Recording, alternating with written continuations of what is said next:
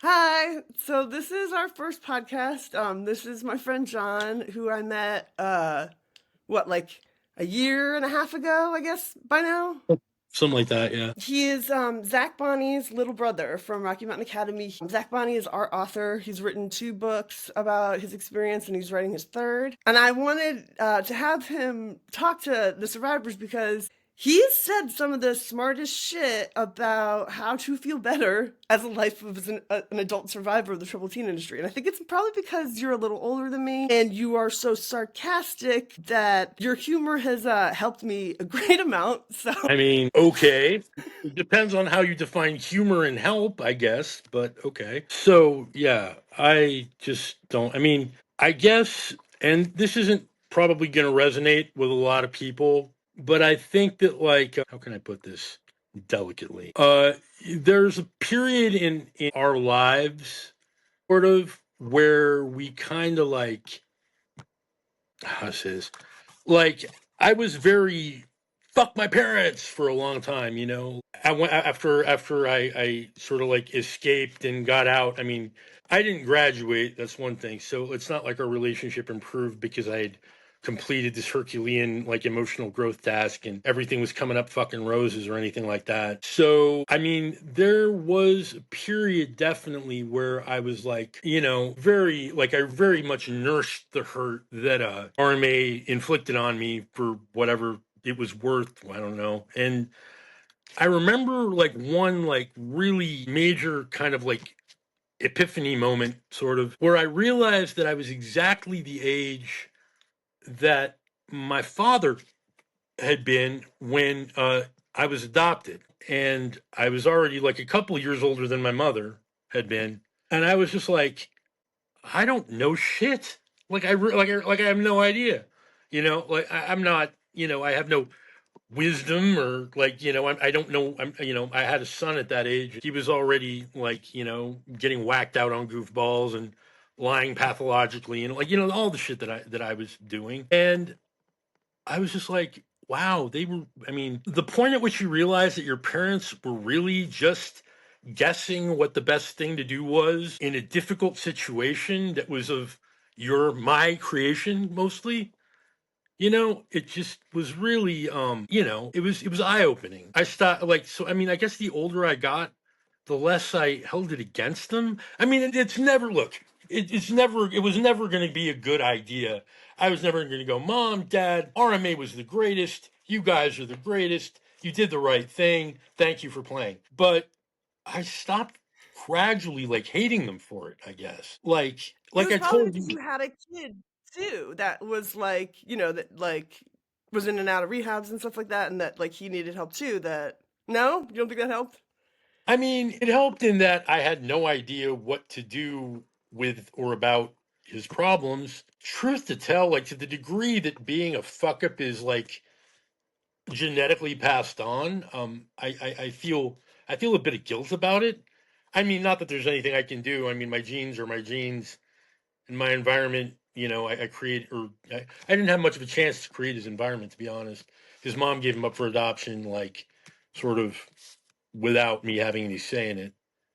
So, you know, but yeah, I mean, it was more realizing that age doesn't automatically impart experience or wisdom or knowing the right answer ever. Just by itself, you get older doesn't mean you get smarter or better able to deal with like, you know, teenager shit. I was a difficult child. I'm a difficult adult.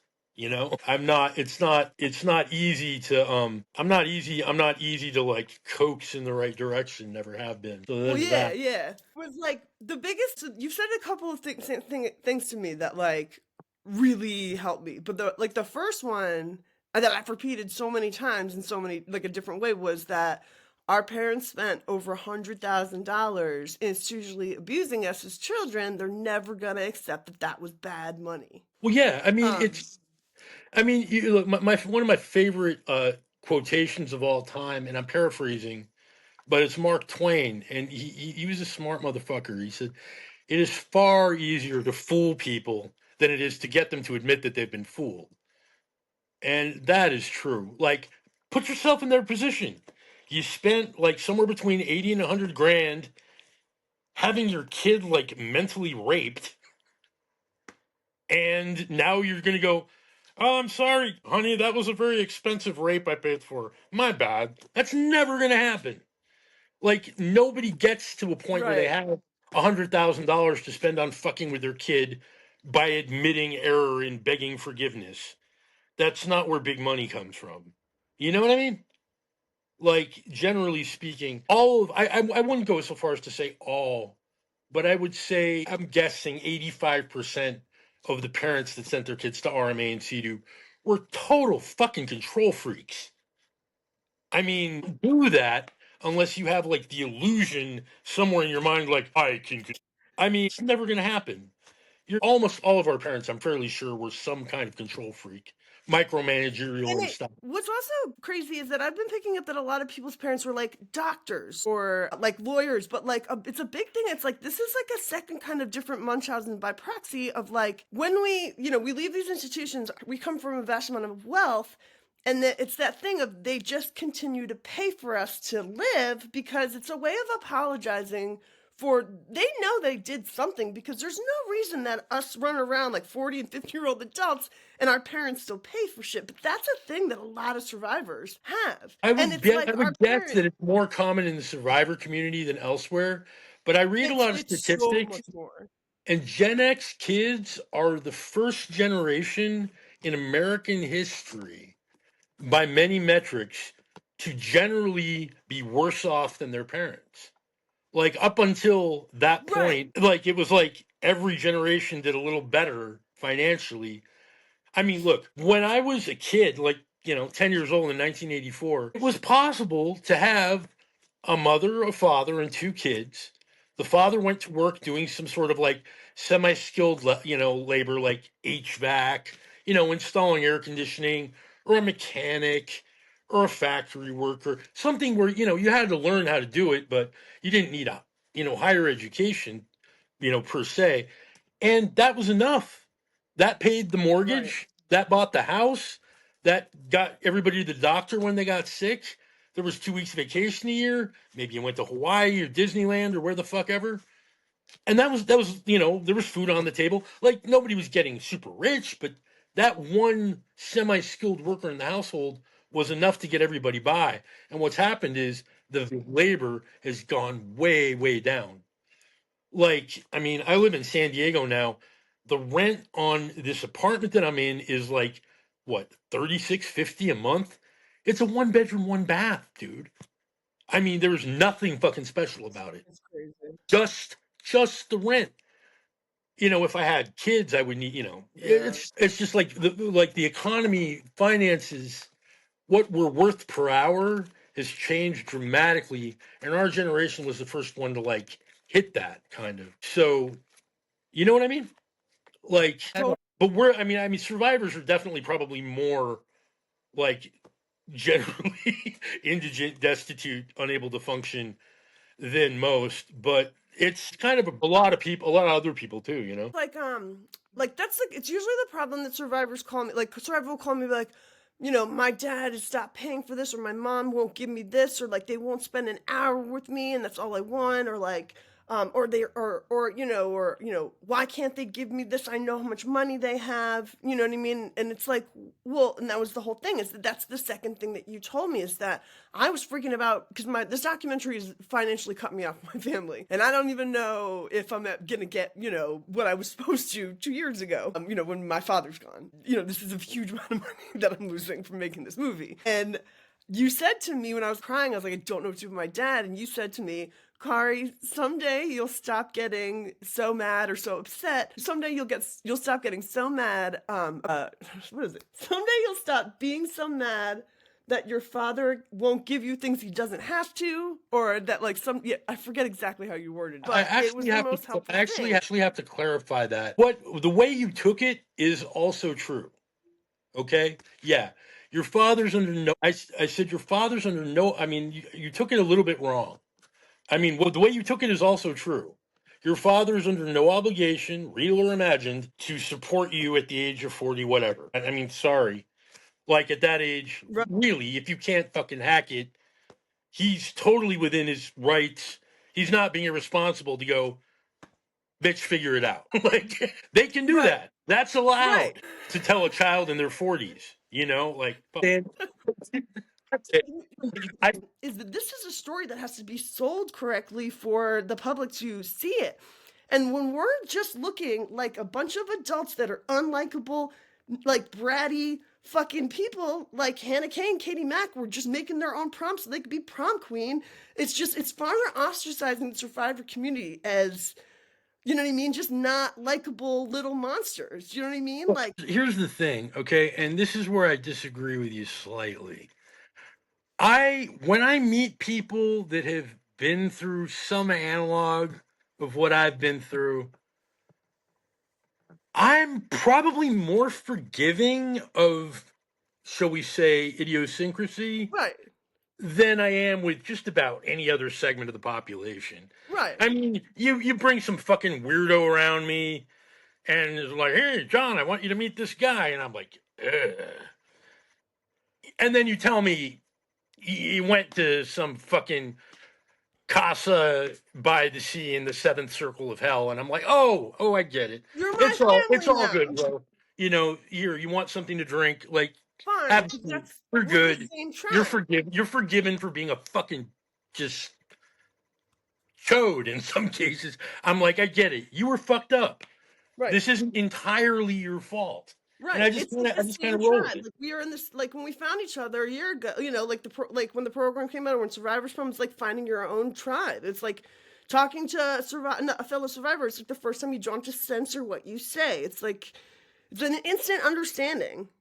Can I tell But you we something? also have to You can remember. edit this up. You can edit this part out if you Oh want. yeah, yeah, yeah. All right, I'm just saying this me to you. Like Yeah. I've wished on several occasions, man, that you had actually been able to show up for prom, because I think that if you had showed up and you and I had connected and we had like gone to the thing together, there was some, yeah, okay, there was some weirdness there, and yeah, there was some people weren't. I wasn't. I wouldn't say I was exactly embraced. There was like nobody else there from RMA that I'm aware of at any point. Right. Like it wasn't really that kind of party, but we would have. Like I managed to connect with some people and have some good conversations, and I think that if you'd been with me and because I make people laugh. I'm pretty good at it. And that disarms people. You feel me? Like Oh, that really takes people off of their whole "who are you? I'm better than you," or "I'm," like it destroys laughter destroys social hierarchy because right. everybody's laughing at the same thing. And that I think would have maybe because you really got fucking othered by that whole crew. And the crazy thing about it is it happened at a distance. Like you weren't even there. You know what I mean? Like that's gnarly. But Like I have to how can explain you something to you that I just figured out, right? So first of all, I don't think that you recognize that when I left video messages for Lathrop Lybrook and censored her phone when I got fucking sent away, right? I don't think that you understand that most people still think that that was Katie Mack. wait, what? Yes. You think Katie Mack? No, no, no. I know that that was my father. Yeah, Okay. we I was both gonna you say and I. okay, I was You have gonna say fucking written down evidence that says that like my father is not my emergency contact, but they have his cell phone number and say that they did not contact each other. Like there's so much bullshit in my medical records. It's like my father's name is all over the fucking place, right? okay. I was gonna say I I don't know for a fact that okay. my dad did that to me, but Okay. I was gonna say. no survivor believes that. They all think it was Katie. Really? Yes, even people I've sent my screenshots of my chart from that week, people still think that was Katie. That's what I'm trying to tell you. That's gnarly, dude. Why? Yes, Based they think on that was Katie based on what? Just because this has happened before. This has happened before. That like Liz Ionelli, right? The girl okay, that no, wrote. no, I get all that, but listen, man, like and I'm not saying that Katie Mack has never fucked with anybody ever. Right. I'm sure she has. Yeah. Okay, I nobody learns how to fuck with people like from behind the keyboard like that, and only uses their powers for good, or I mean, that's not how it works. I know from experience. But the people that she's done that to, like, provably, are like she was involved in deep, protracted, insoluble by normal means conflict, and that wasn't you at that time at all. Like, Right. So you know, I gotta explain something to like, you. Hold on. like So the idea right, that you would expend that level of effort for a right, complete stranger is just exactly. like, I know why? that wasn't her. So let me finish the Okay, story. Right. okay, So, okay. like, when I got out of the mental ward, because I was trying to make it to survivor's prom, I, of course, called Lathrop and Jordan and you and people that I was supposed to hang out with that week, right? Right, And I as was anyone would. treated like me calling them was too triggering for them to even talk to me about. And I was like, I'm just letting you know that I'm okay. Okay, I'm sorry that, like, I got fucking thrown in a hospital and that was triggering for you. Whatever. You know what I mean? Yeah, So imagine what it did to you. yeah, I was only fucking. I only woke up with a black eye. You know what I mean? And so that's why, like, right, the That's day that so I got out of the weird. hospital, yeah, the day that I got out of the hospital, I live streamed from my car in the park, like in my fucking driveway, for 45 minutes because I couldn't text people because I was having to text too many people what had just happened. And so I was like, hey, and I still had a black eye, and I was like, hey, just I'm okay. My dad got me thrown into fucking mental ward for a week for trying to go to survivor's prom. I've never been so fucking traumatized in my goddamn life, but I was trying to Was that really, like, I mean, with the clarity of hindsight, what? was that really why? Like, you wanted to 100%. go to some fucking 100%. dance party Yep. like 3,000 miles away, and Yep. he was like, "Hell no, not No, on my my dad, watch." because my dad called 911 so many times. He was like, my daughter is going to kill herself unless I believe her about something that's not true. Which brings me back to something that's slightly more on topic. What's that? Say the quote again, and then the rest of it'll come back to me because I'm fucking half fried. Um, Someday you'll stop being mad at your dad for not giving you things he doesn't have to. Perfect. That was it. That was it. Okay. Okay, but here's the thing. You edited one word out in your memory of it. And it's a What was very important word. What I was trying to say before we were fixing the transmission problem. it? Okay. Someday you'll be mad at your dad, stop being mad at your dad for not giving you things he doesn't have to. That's true. But what I said was someday you'll be mad at you stop being mad at your dad for not giving you things he doesn't have to give. Oh, Okay, and that's what he doesn't have to give. He's got all the money in the fucking world to hear you tell it. I don't know. I've never seen his bank balance. But the fact of the matter he is doesn't have for to. all his degrees and abilities, he does not have constitutionally the ability to go, Kari, you were right. I was wrong, and I am sorry. Right. It's never going to happen. Right. Not in this lifetime and No. probably not in the next. No. Yeah. He cannot do that. Yeah. Because in order to do that, he would have to say, I wasted thousands and thousands of dollars turning my fucking daughter into a completely dysfunctional wingnut. Hmm. And that is not something he is prepared to grapple with in this lifetime. It's true. You even said it's too much to ask them to Yes, ever it's too get that. much. It's They that like can't they're do it. old I fucking wouldn't be able to people. do it. Yeah. I wouldn't be able to do it. If I threw away $100,000 and just basically gave it to an offshoot of Synanon, thinking they're going to help my baby, I would be so fucking embarrassed, dude. Like, I would sit there going, how could I not have seen that? Why did I not do due diligence? I mean, it was an offshoot of one of, like, the three best known cults in the history of the United States. What the fuck is wrong with me? Blah blah blah blah blah blah blah. Like, I would fucking be excoriating myself, just going, I am a rich moron, and Right. that's unthinkable to Yeah. many of these people. They cannot go there. They Right. did the best they could with what they had and what they knew at the time. And if you fucking, like, died 1,000 deaths, hey, I'm fucking sorry, but not really. Yeah. No, because it's like, well, we did what we had to do to save your life. Yes, and you shouldn't have been such a little asshole anyway. Right. And that's the You whole want to thing. time travel and change shit, change that, why don't you? Right. And like that was one of the things that after I watched my director when he watched the Cult Vault that we talked about, It was that like I said on the call fault, like all we want, all we want is our like it's not like we want our our parents to say sorry, like it's not their fault, like they didn't send us there, but the complete like when you deny that there's a lifelong pain, it's like victims of rape. And that it's the same way. And like, if you ask a fucking woman in court, oh well, what were you wearing the night of that you were attacked? Like, what were you flirting? What were you wearing? Did you Okay, ask for it? It's but kind of hang the same on. thing. I got to keep you within some guardrails here. People are generally recognized as being able to wear whatever they want. Like, there's not some, oh, your skirt was an inch too short, so Right. you got knocked down and fucked, But and that's I'm just the just way saying it that is. it's the same way of being like it's when they're like, oh well, why did you get sent away? It's like you must have Yeah, deserved it in there's some more way. there's more proactive antisocialness in, like, say, smashing all the windows in your parents' house.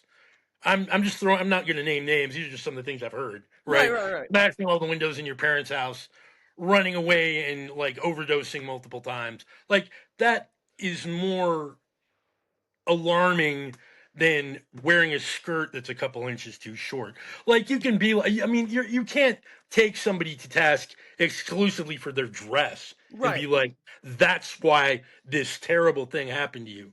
But a protracted, like, multiple event based, like, this is antisocial and self-destructive behavior, and you will not rein it in no matter how much we beg you to.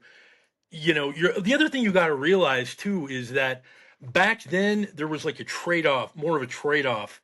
Like, parents like literally almost had the power of life and death over their kids in the 80s. Like, they Mhm. really did. Kids don't understand that now. Like, my mom or dad could beat the fuck out of me and I had no recourse. But the flip side of that, and maybe even almost the excuse for it socially, was kind of this sometimes unspoken understanding that they were responsible financially and situationally for our behavior. Like, if I kill Legally. the neighbor's dog, it's my dad's ass. Right. You know what I mean? Like, if I shoplift or I cause property damage or whatever, it's my parents are going to Are be like legally shelling responsible. out the ducats, man. That is the That's big how it thing. works. And that's why that was accepted. Like, if you're, because now it's not like that. I mean, that's not the way the courts decide things. Yeah. They're like, they'll put a kid in juvie for 5 years. In fact, you remember that case that happened recently where that dad bought a gun for his school shooter son, like for a birthday present, and he was underage. You didn't hear about it? It's in Connecticut, I think. No. Really? Yeah, like somewhere around there. It was last year, year before. Okay. Some dad bought, and mom, I mean, like, as a team, they bought their kid a Sig Sauer P229, and Wow. he went to school and shot a bunch of people, and they were held legally responsible. They were like, but I mean, that's the extreme. I mean, they actually bought him the gun. Right. Yeah. Back when we were kids, if I had found the gun by the side of the road and shot something with it, it would still have been my parents' ass. You're It would right. have been automatic. Yeah. Would have been automatic. Yeah. You're right. Like that. Who else is responsible? Not the kid, because Right. he's underage. So, parents, shell out your wallets or fucking go on trial, or whatever. And that's, it makes sense, kinda. I Now, mean, not so a girl that I graduated with, right? Her daughter was sent to for, like 6 months ago. She was sent for 4 months to a residential treatment center. It was like basically like it wasn't a TTI. But it was close. Like it was like an expensive hospital that was long term. okay. And she like dealing with the fact that like so I'm like we're trying to figure out what to do with her daughter because seriously, Jonathan, I almost flew to Seattle to do a profit on her daughter. Like I was Okay. considering, like Jackson fucking called me and was like, "Bun, no, no, no, you're not allowed to go to Seattle and do that to Jackie Mendel's daughter. Do not get involved." And I I don't was know like, Jackson, but and I support. because it was to the point where Jackie was going to send her daughter to a wilderness program or something else, and I was like, I didn't know what to do, like, and so obviously I didn't go and do an MK Ultra experiment on my fucking friend's daughter, but like, because that's what that, I'm like, Jackie, that's where I'm at the documentary is figuring out that the profits are basically MK Ultra. I'm not fucking doing a science experiment on your daughter, and it was like trying to talk to her about what to do about her daughter, because her daughter just won't go to school, or won't leave the house, won't leave bed. And so like the schools don't get involved now. Like it used to be before that if you didn't go to school, the school would get involved and you had to. You know what I mean? Like, and now it's not like that at all because of the troubled teen industry. Because the school says, oh, if your kid's not going to school, send them away. That's like almost like part of the process now. See, I think that here's the thing. I keep thinking about the troubled teen industry now. And listen, man, there's to a degree. I think one of the reasons, like a lot of what I say, resonates like with kids and parents and shit, is that I remember better than most 50-year-olds probably what it was like to be 16. Yeah. Like I mean, I sometimes like marvel at the fact that I haven't really changed that much. It's a suspended adolescence. It's like arrested Yeah. development. We are all kind of stuck in the era of time that we missed out on. That are like the time that we were like suspended in, kind of. Yeah, like emotionally. Yeah. Okay. Situationally or logistically, not so But like much. nostalgia wise too. Like when Nick Gallup walked up to me before I interviewed him, like the 2 days after I interviewed you, he's wearing Yeah. a Babes in Toyland t-shirt. Every finger, one of his fingernails is a different color, like pink, sparkly. Like I was like, did you read me? Like, did you like look at everything that I like before you walked up to me? Because I'm like, and it's because we both missed out on the era of the early '90s, and we like the same, like like girl band, what do they call it? Like kinder horror fucking music. Do you know what I mean? Like, and so, Yeah. but it's like that. We're all kind of like that. Like, it's usually obvious what era of time a survivor missed out on if you just like look at like their clothes. Sometimes you can kind of tell. See, I was homeschooled. Like I didn't have Oh, right. a normal life. Like I remember, dude, I was 17 years old and sitting on a school bus, like coming away from this like ritzy ass high school in Edina High School outside of Minneapolis in Minnesota. I was listening to the radio and they put Soundgarden's Bad Motorfinger on, like they played the whole record and I was just like, oh, this is Sabbath, but sicker. Yeah. Holy shit. These people are on to something. Oh my God. This is my new favorite fucking music in the whole world. Like, And that program. explains your music, like the music that you make now, because your music sounds like that was your fucking favorite shit. You know what's funny though? I was listening to some shit that I recorded a while back, and I was also the road manager for an alt country band for a while. And like it's exactly in the middle. Like I'm like, I need to get a Telecaster. What the fuck is going on here? Like like really, I need, I need to get a Telecaster. It's such a good joke. I mean, and a Telecaster and a cowboy hat, dude, I could do it. Get a I'm not B even bender kidding. in there too. You're all good. Right? Yeah, man. I was just like, oh my God. Like the guy who originally played those runs is dead, literally. But I schlepped his amp around for, I don't know, 8 months at one point, like during my formative years. It just sticks. It's really crazy. Like the thing is, man, I remember as a kid going, I'm gonna remember this, That's and the whole. remembering it. That's the Okay. whole thing. Is like the entire time I was at CEDU, I was like, in the profits, like staring up at those signs, and I'm like, I'm gonna remember all of this. Like, I always and like I've never fucking forgot. And like everyone's like, how do you remember all this shit? I'm like, how the hell have all of you forgotten? Because No, like, in my case, deliberate from the beginning to end. I went in the truth prophet and I was like, this is gonna suck, did you and have I to don't want to do? remember any of it. Did you have to do the Battle of the Bands like right when you started the Truth Prophet, where like they made everybody play air guitar?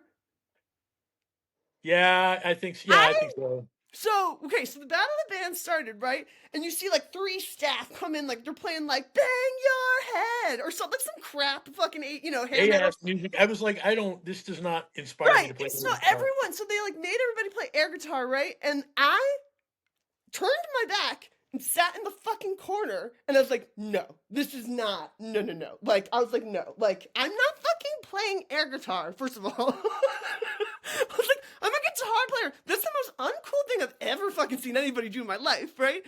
So I got made fun of my entire time at CDU for refusing to do the Battle of the Bands in the Truth Prophecy. It was like a thing that like I was allowed to be made fun of for this because because the whole thing was like when a new peer like when a like a new crew would come into CDU, they go through the truth and then all of a sudden everybody can talk about the Truth Prophecy for the first time kind of openly, right? And Yeah. so it was always the thing of whenever the next Truth Prophecy would come out, it was the time to make fun of me for not doing the Battle of the Bands. And I was like, yeah, keep making fun of me because I don't know what the fuck all Dude, you losers were doing playing air guitar. That was the can I ask you lamest shit I've something? seen.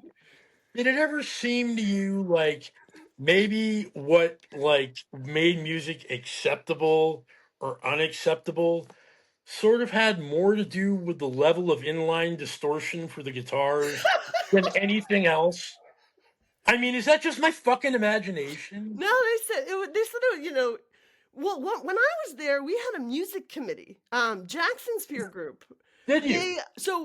When Jackson's peer group was in challenge, they built a music committee, and what they were in charge of is making bands that were pop offs acceptable. So what they Oh, did, at all around the house in the morning or like the night before it happened, he's like, so tomorrow morning, in your like family or like team leader meetings and like at the beginning of the day, you're all gonna get to pop off, and they're like, okay, you can scream for a minute, you know what I mean? And the whole school's like, oh my god, we can talk about music for fucking 45 minutes, like that's seriously everyone freaked out. So what happened was, in the next day in our team meetings, we all sat there, right, where somebody from that challenge peer group, or maybe they were New Horizons, but so they sat with each one and they wrote down all the bands that we said. Like, I was like, Belly, Kate Bush, I don't know, like, you know what I mean? You just like, and you were allowed to say like a couple of bands, and like I remember like one girl just like having her hand raised, and then putting down Tori Amos. That's like all she said, and Tori Amos became acceptable. Or like, okay. yeah, but it was like, there was a list of Yeah, like 100. We I got a can't hundred. imagine why Tori Amos acceptable. Yeah, like I think there was like 138 bands that became acceptable. It was like the Clash was all this sudden acceptable, and like Foo Fighters were acceptable. It was like a big list, like Salt and Really? Pepper. Salt and Pepper. TLC became, like the Police. Like yeah, like a bunch of Oh, bands.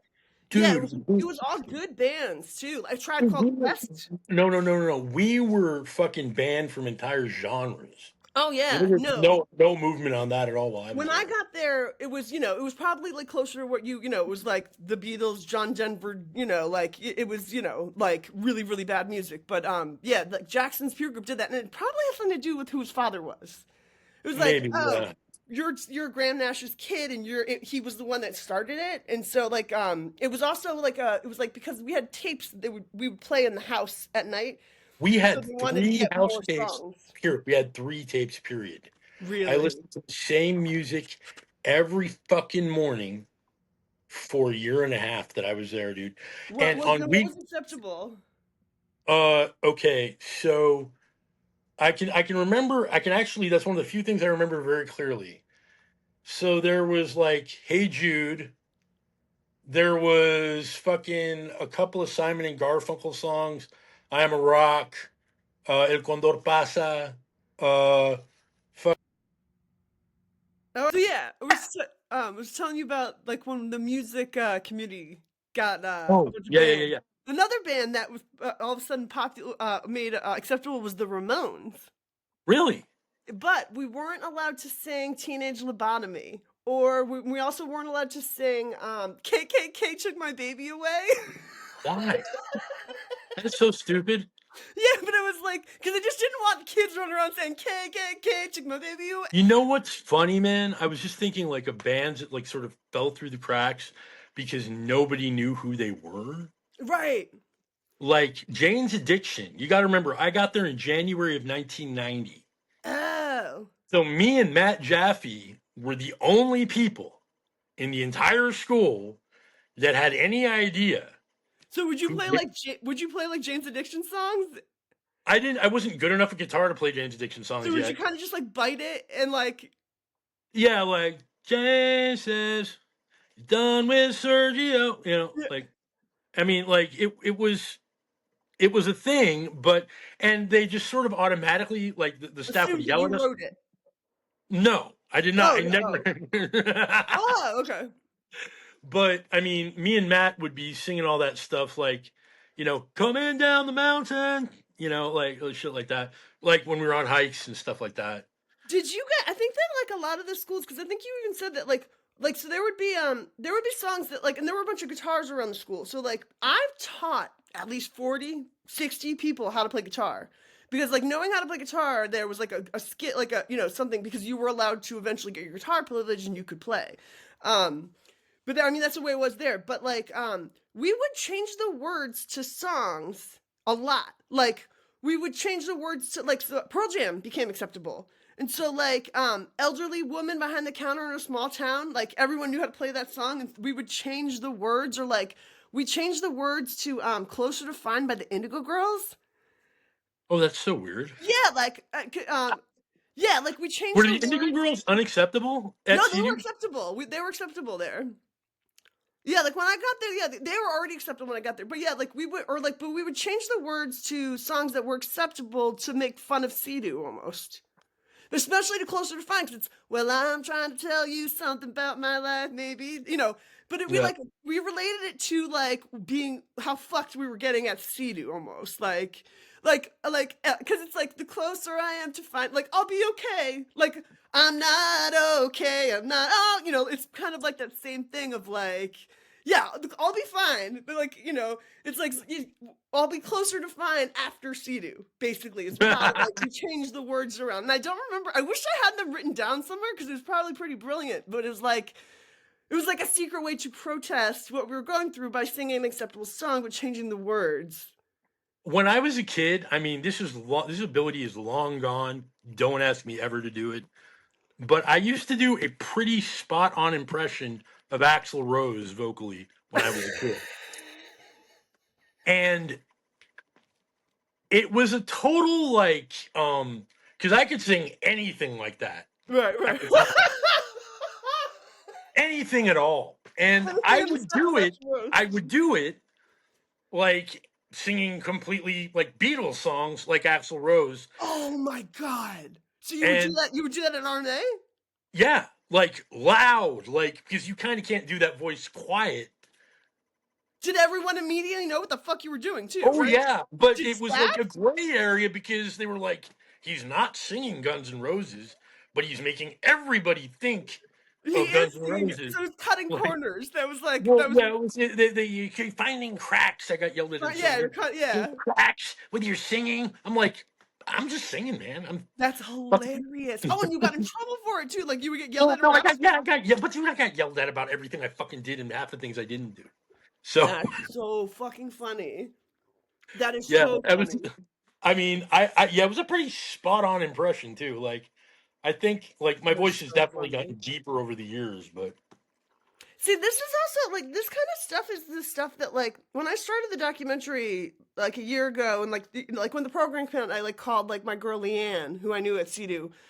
Um, this girl uh is like, she was the biggest bitch the entire time we were at CDU together. She was in a peer group above me that got split, and so she got dropped a peer group. oh We no, hated each other at CDU. The day, like a month after we got a CDU, like we hung out like a year, I think, after we both got out, and she sat down and she's like, "Kari, I'm so sorry I was such a bitch to you for all those times, but I fucking hated it there." And she was like, "I was just being a badass because I like was a she like ran drugs for gangs and shit like that. Like she was like she needed to go somewhere. It was like juvie or there, so she kept her mouth shut and was just a bitch the entire time." And so when she got it, like she like fucking, she knew that like her boyfriend, she had to like make sure that like she would send word to her mom, "Don't let my boyfriend come get me." You know what I mean? Like it was like that. Like, and wow, so after Sea-Doo, she's like a hard ass bitch, and she's fucking hilarious, and she's one of my best friends after. Um But yeah, like but what she was saying is like when I started the documentary is she wanted to talk about this stuff. Like she wanted to talk about like the not the good times necessarily, but like the funny weird things because this was our childhood. You know what I mean? But like the thing was is that because I was told by people like Lathrop that having any sort of like good memories is just indoctrination and that it's too triggering for the rest of the survivor community because see people are different. I I mean, made my documentary different to match the survivor community and I've stopped doing I like partially. Okay, look, there. I am sure. I mean that you know people that were in Nazi prison camps have anecdotes. Had anecdotes because they're all dead now. But even that they, a girl like like even messaged me that went to like Cross Creek or something. She's like, I get what you're saying. She's like, we used to chew dental floss like it was gum. You know what I mean? right, 'cause Like it's mint flavored. And yeah. yeah, like and it's like oh, like we never thought of that, but it's like people don't want to talk about that, but that also when you talk about things like that, it's relatable for the public to see how desperate we were to enjoy things and to be Well, children. we used to roll up pine needles in toilet paper and smoke it. I mean, I like as an adult now, I'm like smoking like pine tar. No, people Mm, used to do that with their fingernails at Sea-Doo. That was smoke like the a thing. Like I would hear smoking with like fingernails. yes, that was like thing like oh I like saved my fingernails and like rolled it up in a piece of paper and smoked it. Like that was a disclosure I would hear in the fuck yeah, I've heard that more than once. Why? Because it's a whole thing of like we would hear legends of oh I've heard you could get high off of this so I tried this. Oh, And it was more like even like because you would hear people disclose stupid shit like that in raps, then other kids would get that idea and do it the same thing. dude, I remember fucking somebody like seriously tried that dead milkman thing of smoking banana peels. Yeah, that was a thing at Cedar too. Yeah, yeah. I was like, that doesn't I thought it work, was homie. orange peels, but if you say banana peels, I believe you because I think that was Yeah, actually it. there's a Dead Milkman song that deals with smoking banana peels, and I mean, I've tried it. Don't. Well, I mean, now I'm telling everybody, but it was not. It does not get you high at all. Like even slightly. Like I like there was even a girl that she went to the doctor's office with another girl and they both were there for coke. Like they were both because they had cocaine problems. And in the okay, doctor's office lounge, they noticed there were packets of sugar. So they went into the bathroom, cut up the sugar, and snorted it just for fun. Like just to like have the feeling of snorting something again, whatever. I cannot imagine how bad that must hurt. Right. And then they had to cop out for that and they like got in all this trouble and she's like, well yeah, it really hurt. We were just, like fuck, and they were like, you relapsed or whatever. And like it was you know what I mean? But it was like that was the It's a extent. simple carbohydrate, people. But it Like was like, it was like I mean, but not that's for what nasal ingestion. Oh my right. god. But yeah. Wow, that's crazy, man. Yeah, yeah, yeah. I can't imagine. Dude, I got in trouble like I was on a pit after I'd been there less than a month. Not a pit, a booth after I'd been there less than a month. Yeah, me too. It was Like, well after my mom died, but yeah. no, I mean, like I didn't even have any, dude. I was just, I didn't even do anything. Like, I literally did nothing. I didn't rat on somebody for scratching their boyfriend's initials into their ankle with a twig. Oh, I think you told me about that when I interviewed you too, I think. Yeah. I was like, oh my god, man! Like, it never occurred to me, like, go Why the fuck find do I need somebody and to tell them. Why would I? What? It's your ankle. It's your twig. Like I'm not. why is that my I don't. responsibility? Yeah. Where do I come into this? Like, there was no blood. As long as she was bleeding out, sitting on this swing, moping. Like, you can screw.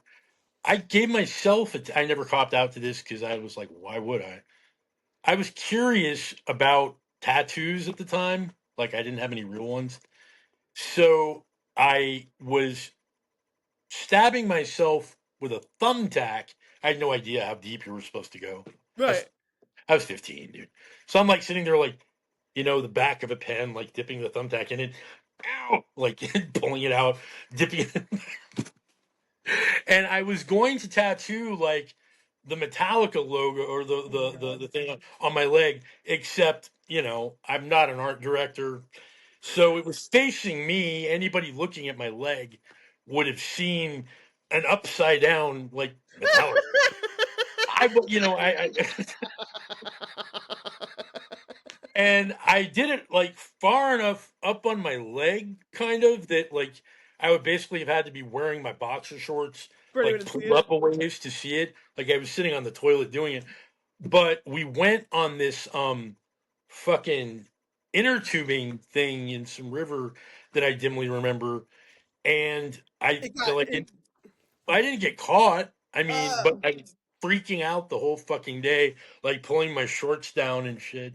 It was, yeah. yeah, yeah. Damn.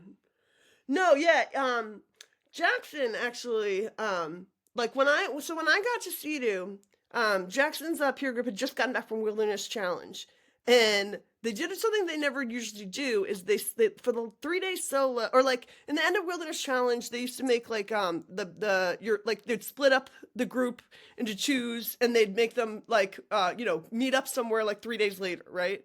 Yeah, solo. Yeah, yeah. Well, no, there was like your personal solo where you were just alone for 3 days, but then there was like a group solo too. Oh, okay. Like without whoever Yeah, was. like there was a Yeah. solo where you were given like what, like 15 by 15 amount of space, and you couldn't leave for 3 days, and you were like writing assignments and stuff like that. But then after that, you had like a group solo where like the peer group was split in half, and you to Oh, like when you had to find your way to something. yeah, you Yeah. had to like navigate, but there was a staff kind of like in the distance watching the group at all time.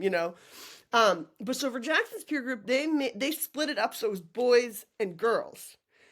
So what happened was the girls all sat there and like talked about who they had crushes on. So it was like this huge thing. But so Jackson, when he was on his solo, he carved a star into his hand. Like it's like, just like right here. And because he was bored, and he's just like, oh, like, and he just carved a star or whatever. You know what I mean? And he got in so much trouble. Like, you know what I mean? It's like I was fucking bored, you know what I mean, or whatever. But it was really weird because like when like there's the discovery period is like forming, usually like the people that are supposed to be like your big brothers and your big sisters are in challenge, about to go to new horizons. Generally, yeah. Yeah, because they can't be summit people or source people for yours was called source, I think, was because Source? those No, those people were we didn't about have to no source. graduate. There was no source. Oh, what Source was was your no last like the peer group before they graduated? What was it called? summit. Oh, summit. Okay, so it used to be called source. So I assumed they must have changed it to summit for RMA, and then Sea-Doo adapted that name. I think that's what happened. Okay. But so when I got to Sea-Doo, instead of like a lot of my people that were like in charge of like I didn't like my dorm head was in challenge, but she was the one girl that got into the least amount of trouble on Wilderness Challenge. But everybody else was like in big trouble. But also Discovery wasn't really allowed to know that the people at Sea-Doo that like the older students that at Sea-Doo that were running or supposed to be running, Discovery were all in trouble. You Dude, honestly, the more you talk about Sea-Doo, like I It's think it so was different. it was mellower, man. Like it was It way was mellower. so much more mellow. That's like the one thing I'm trying to like. It was summer camp sometimes. It felt like summer camp a lot, and that's why it was so confusing. Is because like it seriously was like summer camp. I don't know if you've ever been like. It looked like summer camp. It felt like summer camp. I went to a summer Except camp for when we once. went through the raps and profits and like the rules, but everything else, it was like we were encouraged to have fun. We were encouraged to like bond and make friendships and like it was so different. It was like totally fucking different. And it took What years were you there again? 94 to 96. All right, so I mean, I got there in early, like January, like 19th, 1990, and I walked away sometime in May of 91, Yeah. So I was there April or May of 91. So, 3 years after you is when I got to see yeah, it. I mean, Yeah. I think I mean, okay, so they gave kids psychotropic drugs when you were at CEDU. No, they No? didn't. Okay. The Yeah, because people that was the thing is that's what Lola said too, is that like they constantly medicated you, and I was like, they didn't. If you were in medication at CEDU, that was like a big deal. They didn't want you to be on medication because it When was I like, was when I was at RMA, if you were on psychotropics, you just couldn't fucking be there. It was that simple. The way they interpreted the rules at the time was no sex, remember? No no sex, sex, no no drugs, no drugs, no violence. violence. Okay? So if you were on drugs, you That's were on drugs. drugs, and it Right, didn't matter what drugs, like whether they were like if they affected like you could I mean, like you could take Motrin for fucking headaches, you right, could take like antibiotics for an infection. I mean, it wasn't like Christian Science or right. anything like that. But if you were on anything, any drug designed to alter your mind, prescription or otherwise, was completely like you just can't be here. Like That's kind of how it was with CEDU, except for special cases. Yeah, there they was. didn't make they didn't make special. I'm not aware of anybody being on psychotropics when I was at RMA So at because Laura all. says that she was drugged at RMA, that like, No, but she went. You got to remember, dude. She's fucking like what, like 6 years younger than me. yeah, yeah. That definitely changed when it Oh, stopped that's what you're being a saying. So they Brown changed that. school Yeah, I and get what got you're bought saying. by that other. Yeah, I think that policy totally changed. Yeah, yeah, because yeah, like when I was there, even like during the summit, it's 5 days long. At the start of it, they said that everybody that's on medication, like there was somebody in my peer group that was on Paxil. They're like nobody can take their medication for 5 days. You can't really do that with No, Paxil. I know. And then people started having to ask permission to start taking their meds eventually. Like Dave was like, "Can I take my Paxil again?" And like we weren't allowed to use lotion, or any, like we were allowed to use conditioner or lotion during the summit. This one guy, Joe, that was in my peer group, he's the kind of guy that like gets cracks in his hands. By the second day of the summit, every blood on all of his knuckles because wasn't using lotion. So like by the 5th day of the summit, like, and we have to always like in the summit you have to sit. You didn't go through the summit, but in the summit you have to kind of hold on. You have to go like this all the Have time. your hand. Oh, okay. Yeah, and so um Joe was like, there was like blood on his like jeans, basically. Like his hands were so chapped. And like the people were like getting allowed their medication again. He's like, "Can I use lotion on my hands?" And they're like, "Oh, you should have asked us a couple of days ago." And it's like, I mean, yeah. that's the thing about that place, dude. And like, I really had to train myself out of that. Like, I remember after the fact because that really was the kind of place where like if it was bad, you just fucking dealt with it because you didn't want to hear it. I I mean, Let me like, see. There's a scar. See where my like finger kind of right here. There's like a bump. Do you yeah, see that? I don't know. I never noticed that until I started doing the podcast with Jordan. When I started talking to Jordan and I looked at my fingers, like that's that scar. We had a milk machine. You know, it's like giant like milk, uh, yeah, like a and you milk just put the machine. thing in, push the Yeah. lever. Yeah, So there was no more milk, and when I went to go get milk in the morning for something, they had just put in the new bag, but it wasn't the tip wasn't cut. right, So I went to go put my hand under there, and I cut my finger on the big sharp blade that's meant to cut the milk machine so milk can come out. right. So it was super deep. I could almost see my bone. Ah, But they told me to I just had to wrap it up in tape and put a bandage on it, and I couldn't even like undo it for like a week because I couldn't. They weren't gonna let me go get stitches. Like that was like apparently clear. There's no fucking way I was getting stitches. And so I just had to like toughen it out, and eventually it came out, and it was like I couldn't I had to kind of keep it wrapped until it healed. But that was right, there was a huge element of like if you like I knew about a lot of girls that would try to get their like break their legs or try to get actual physical injuries so that they could go to the hospital. Like that happened all the time. really, All the time. Like seriously, all the fucking time. I don't know really anybody that didn't try that. really Yeah, break their except for me. I leg, didn't. like But their leg. that like there was one girl that I know that yeah, that like she yeah that or like that the people would try to break their own bones, or if they did break their bones or get hurt, staff would be like, "You did that on purpose to go to the hospital to try to get out of CEDU. You're not going to the hospital." That was yeah. So it was. I might actually be Wow. remembering it wrong because that's how much we were told that there was no medical help. I guess you don't know the story about Meredith. We slowly started to remember there was a night that it was snowing and we were all watching The Shining. And all of a sudden, this Watch one The girl, Shining? we were watching The Shining. It was Sunday night movies. We were watching The Shining, and this one girl pulled the breakers for the power at Cedu. She cut her wrists, ran around. Cedu bled on everything. She was trying to get sent to the psych ward so she'd get out. Wow. And so what happened is she cut too deeply. Oh My no. girl found her in the catacombs, Cedu, like underneath the building, because Oh everyone my. was afraid to go to catacombs because it's haunted down there, whatever. So she's like, "You guys are all fucking." It's my one friend that's like she was gangster as fuck that was in my peer group. So she went down the gang catacombs and found Meredith. She was like about to die, and so Oh my God. they wheeled her out in a ambulance, and we were just told to don't talk about it, like whatever.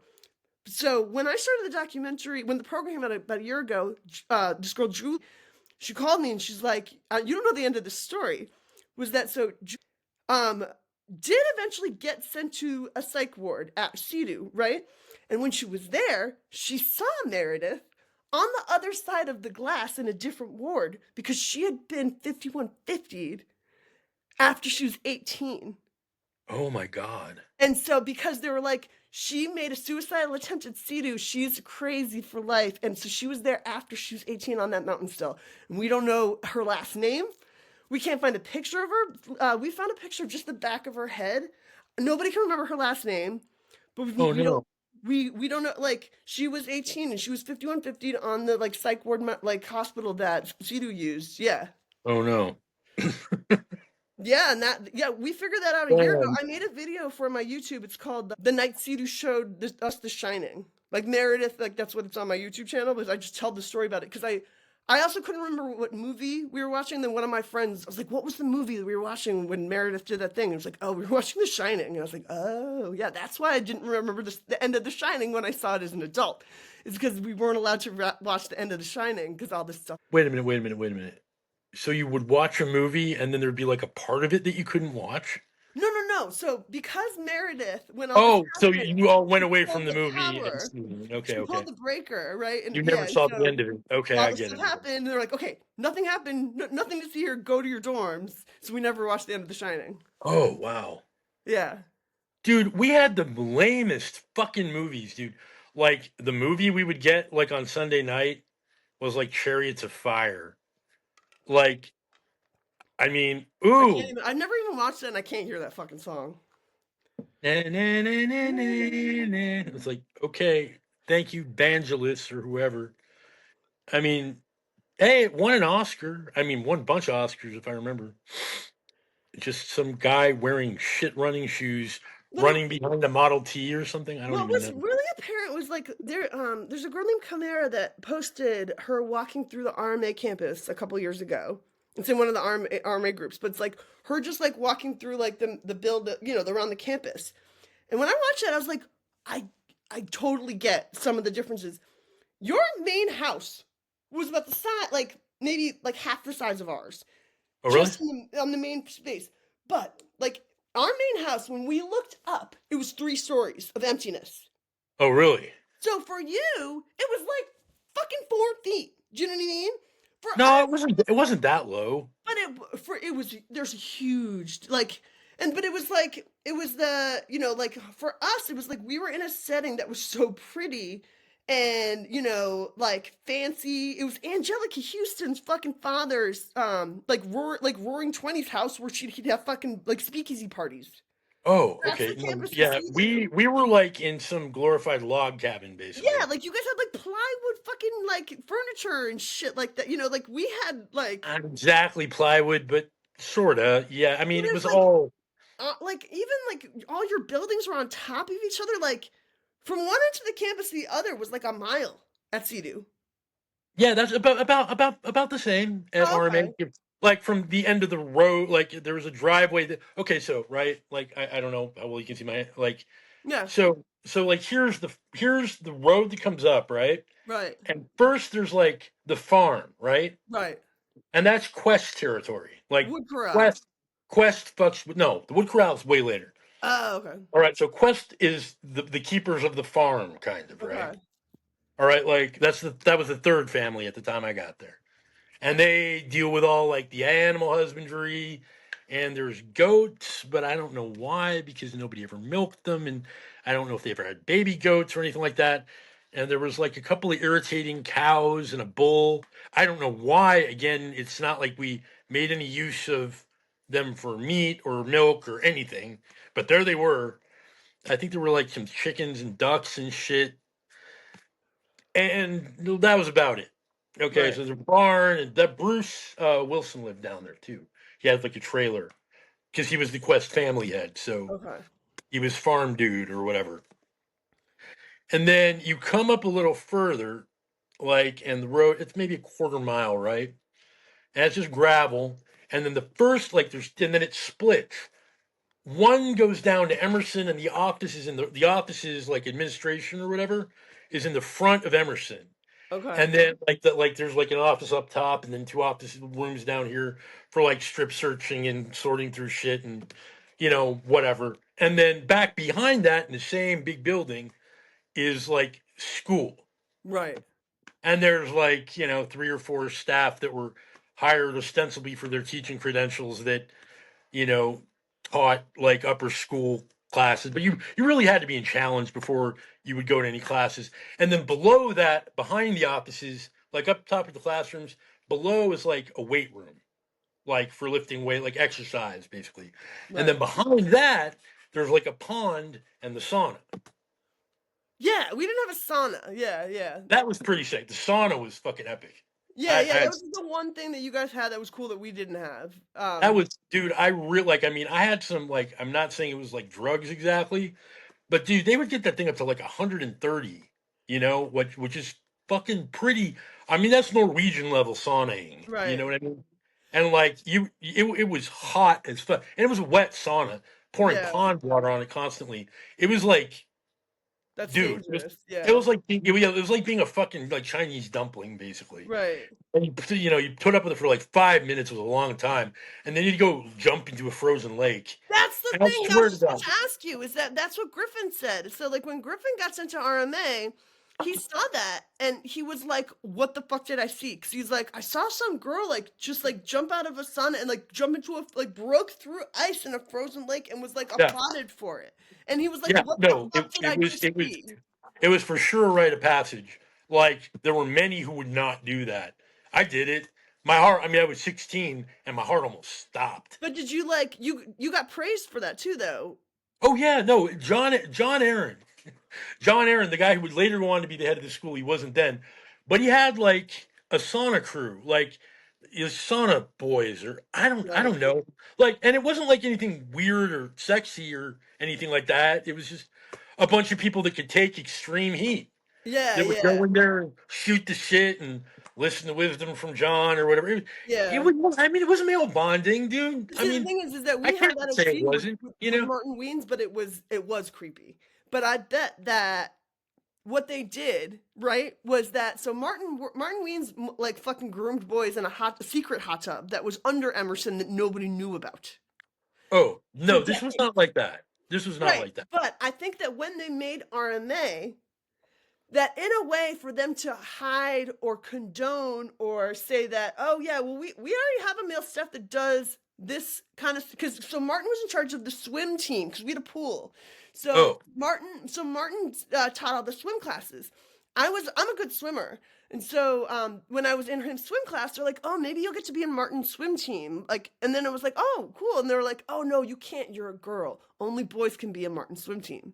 So what I'm saying is that for it, it makes sense that RMA also had some sort of rite of passage male bonding, head staff that did this with water because they did that at CEDU, but they didn't know what was really happening. okay. Like I got to be honest, man. Like I'm not going to say anything about any other staff because I saw some shit that I thought was definitely creepy from other people. And I'm not even like completely exculpating John Aaron because I didn't see every moment that he did whatever he did. Like, I mean, if I mean, I have sort of a policy with this shit to like believe people. Right. Like, I mean, it was fucking 30, 40 years ago. If you're saying it now, I mean, why would I think you're lying? Like, Right. why would you Yeah, make has that up? anyone said anything about him? Not to me. I mean, Have you honestly, dude, heard I it? mean, my what? Who? Have you heard like rumors? I've heard so many fucking rumors at this point. It's difficult for me to sort out who and Yeah. what. I can't really comment on it, but I never saw John Aaron be a creepy dude. That's all I'm saying. And that's I the never same thing is that I never saw that. when I met Liam Sheff to be part of Surviving Sea-Doo like 15 years ago, we were just talking about like, good stuff, bad stuff, and I was like, yeah, one of my favorite stuff was Martin Weens, right? And he like made it like, oh God, why would you say that? And I was like, why? What did he do? Like he was great. He was like a father to me, and he wouldn't really explain himself. And so that was the whole thing is that I loved Martin. I thought he was great. And then I slowly started, like when I started the documentary, like I met a guy who's been drinking about forgetting what happened with Martin for 35, Holy 30 years ago. shit, dude. Wow. Yeah, so it's like I can only speak from my experience. Like I loved Martin. He imparted wisdom on me that I don't even think Sidhu fucking told him. Do you know what I mean? Like Sure. I genuinely cared about that man. I loved him. And then I found out that for a fact and he's still doing it. And that's the whole thing is that there's a school called Right. Doc Mennonite Academy in Pennsylvania that Mennonite Academy? it's called Doc Mennonite Academy, and Martin Oh is my. still at it. He's like, there's a whole Facebook group that just talks about how he's still at this today. Wow. And that's the whole thing is like, you're like, what is the documentary about? I'm like, or what do you care about or whatever. I'm like, if they are still doing the profits in schools today, that's what we have to stop. But also, if there's a fucking habitual molester, fucking pedophile groomer that has been around since Sidu, like, and it's still happening, like, I don't know what to do because, No, dude needs to be killed. I'm sorry. Look, I mean, yeah, I'm really prejudiced about that shit, having been to prison twice, going on 3 times now. And I'm sorry. yeah, no, Like when those I are found those are it, not redeemable people to me. when I found evidence, when I found like the stuff on Jackman, and I sent it to the staff that are on my team. And I was like, what the fuck are we gonna do about this shit? You know what I mean? And they were like, holy fuck, yeah, we gotta do something. Do you know what I mean? It's like, but they don't But know. what can you do? That's the whole Call thing the is that I cops? don't know so what I did was I actually I joined a document. It's called the Martin Weens group on Facebook, and it's Really? just kids on talking, and it's public too. Like you don't, I didn't have to like answer any questions to join or anything. And I made a video, and I was like, hey, I just found this group. I know Martin. He was at CEDU. He didn't hurt me, but I know for a fact he hurt some of my friends. I don't know what I can do because this is a documentary, and I don't want to get sued, and I don't want anybody to watch this and have to remember that they also were groomed or whatever. But I was like, but I believe you guys. And if I can show a clear pattern, this has been happening for fucking decades. I don't know how I wouldn't show it. So please find me. And I don't know if it hasn't been posted in the group yet because it has to get approved. But I Right. also sent it to my director, and I was like, I don't know what we can do, but like, if this is still fucking happening, you know what I mean? Like, this is something we could do something about. See, here's the thing, man. Like, I think that maybe one of the worst things about RMA was just, I mean, look, when I'm trying to like be there for my son or like teach him anything that I've learned in the extra 20 years I've been alive, it's like there's there's a way so like there's a way to reach people like kids, your juniors or whatever you want to call them, where you have to find like some kind of common ground. If you don't have any like thread of commonality at all, like if you're like, I am Oz, the great and powerful type of shit, like you're not, nobody, if you come at anybody like that, they're kind of like, "Nyeh." Right. Adult or child. Nobody wants to fucking hear that shit. Like, because you're setting yourself up from the beginning of the conversation to be completely not relatable. Right. Like, I am a symbol of perfection in all its many forms, and you are the lowly. Like, fuck you. Immediately. Right. Okay, so when I'm trying to talk to my son, I have to put myself in a position where I'm actually involved in a process of remembrance of what it felt like to be in his position with his mental tools, with his Right. erratic emotional state, with his, you know, dispossessed, drug addicted, whatever. Like I have to remember what it felt like to have next to no self control. And Right. I have to be in it to reach him. Like I have to do that to myself in a way to be able to grab him and be like, let's get out of here together. You know Right. what I'm saying? Yeah. Because this place sucks. Trust me. I know Right. it seems hopeless. I know it seems like you have no options, but you always have options. And then, and sometimes it works and sometimes it doesn't. But I think that the worst thing about RMA and the reason so much of that like undercover like creepy shit happened is because staff were nearly universally not good at relating to people like that. Like there was this whole like we are staff, our word is law.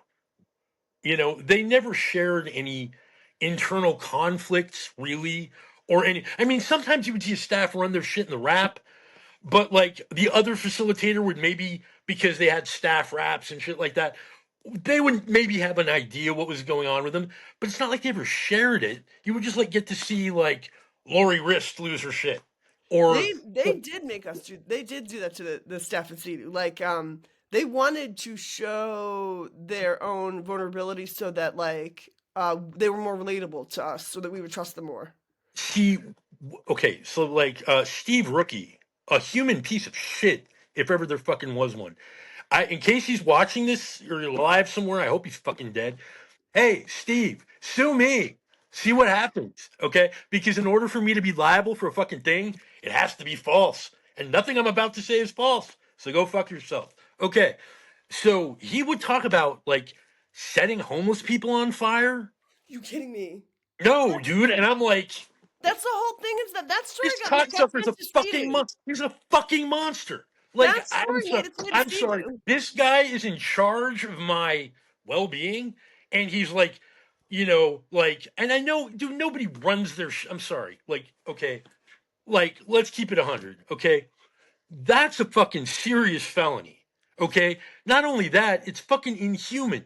You can be 17 kinds of fucked up, and it will never occur. I'm 17 kinds of fucked up. It will never occur to me to set another human being on fire, other than perhaps Steve Rookie, who apparently richly deserves it. So, like, dude, that's not.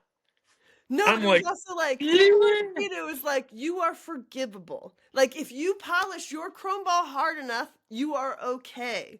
It I'm was like, sorry. yeah, no, but it was If like, he ever had a chrome ball, dude, that shit is tarnished beyond redemption. I'm sorry. no, Like yeah, no, you're not no wrong. good person, no redeemable person sets other humans on fire And that's for the thing. entertainment. That's the whole thing is that like, like based on the last year of my life, my boyfriend's like stopped just automatically trusting survivors. You guys are all fucked up, right? It's like we have to remember that a lot of the people that got sent to these places were the someday sociopaths of the world, right? But it like, That's painting with maybe an excessively broad brush, in my but opinion. But so I'm like, maybe too close to it but let look, me there's tell you about what okay. happened. Like when Elon Musk took over, and I'm like, and then like I see, I'm like crying or whatever. I'm like, what the fuck is happening? And then all of a sudden, and like my boyfriend makes this joke all the time, where like whenever there's a school shooting or a terrorist attack, it's like an American citizen. My boyfriend says, "Did you go to CD with that guy?" Like that's always the joke. It's like, "Oh, is he in your survivor community?" I'm like, Oh my god. there was recently the school shooting, and like there's a girl wearing a Cam FDM shirt that like when she was doing it, and you're like, "Oh, do you know that girl? She's part of your survivor community." Like that's the joke around my house.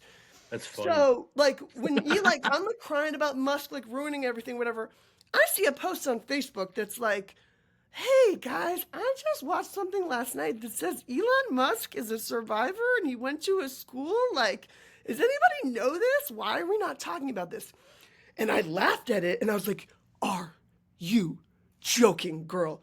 And so Ben walks in from band practice and I'm like, "Ben, you are never gonna believe what I just read." Ben says to me, "What is Elon Musk?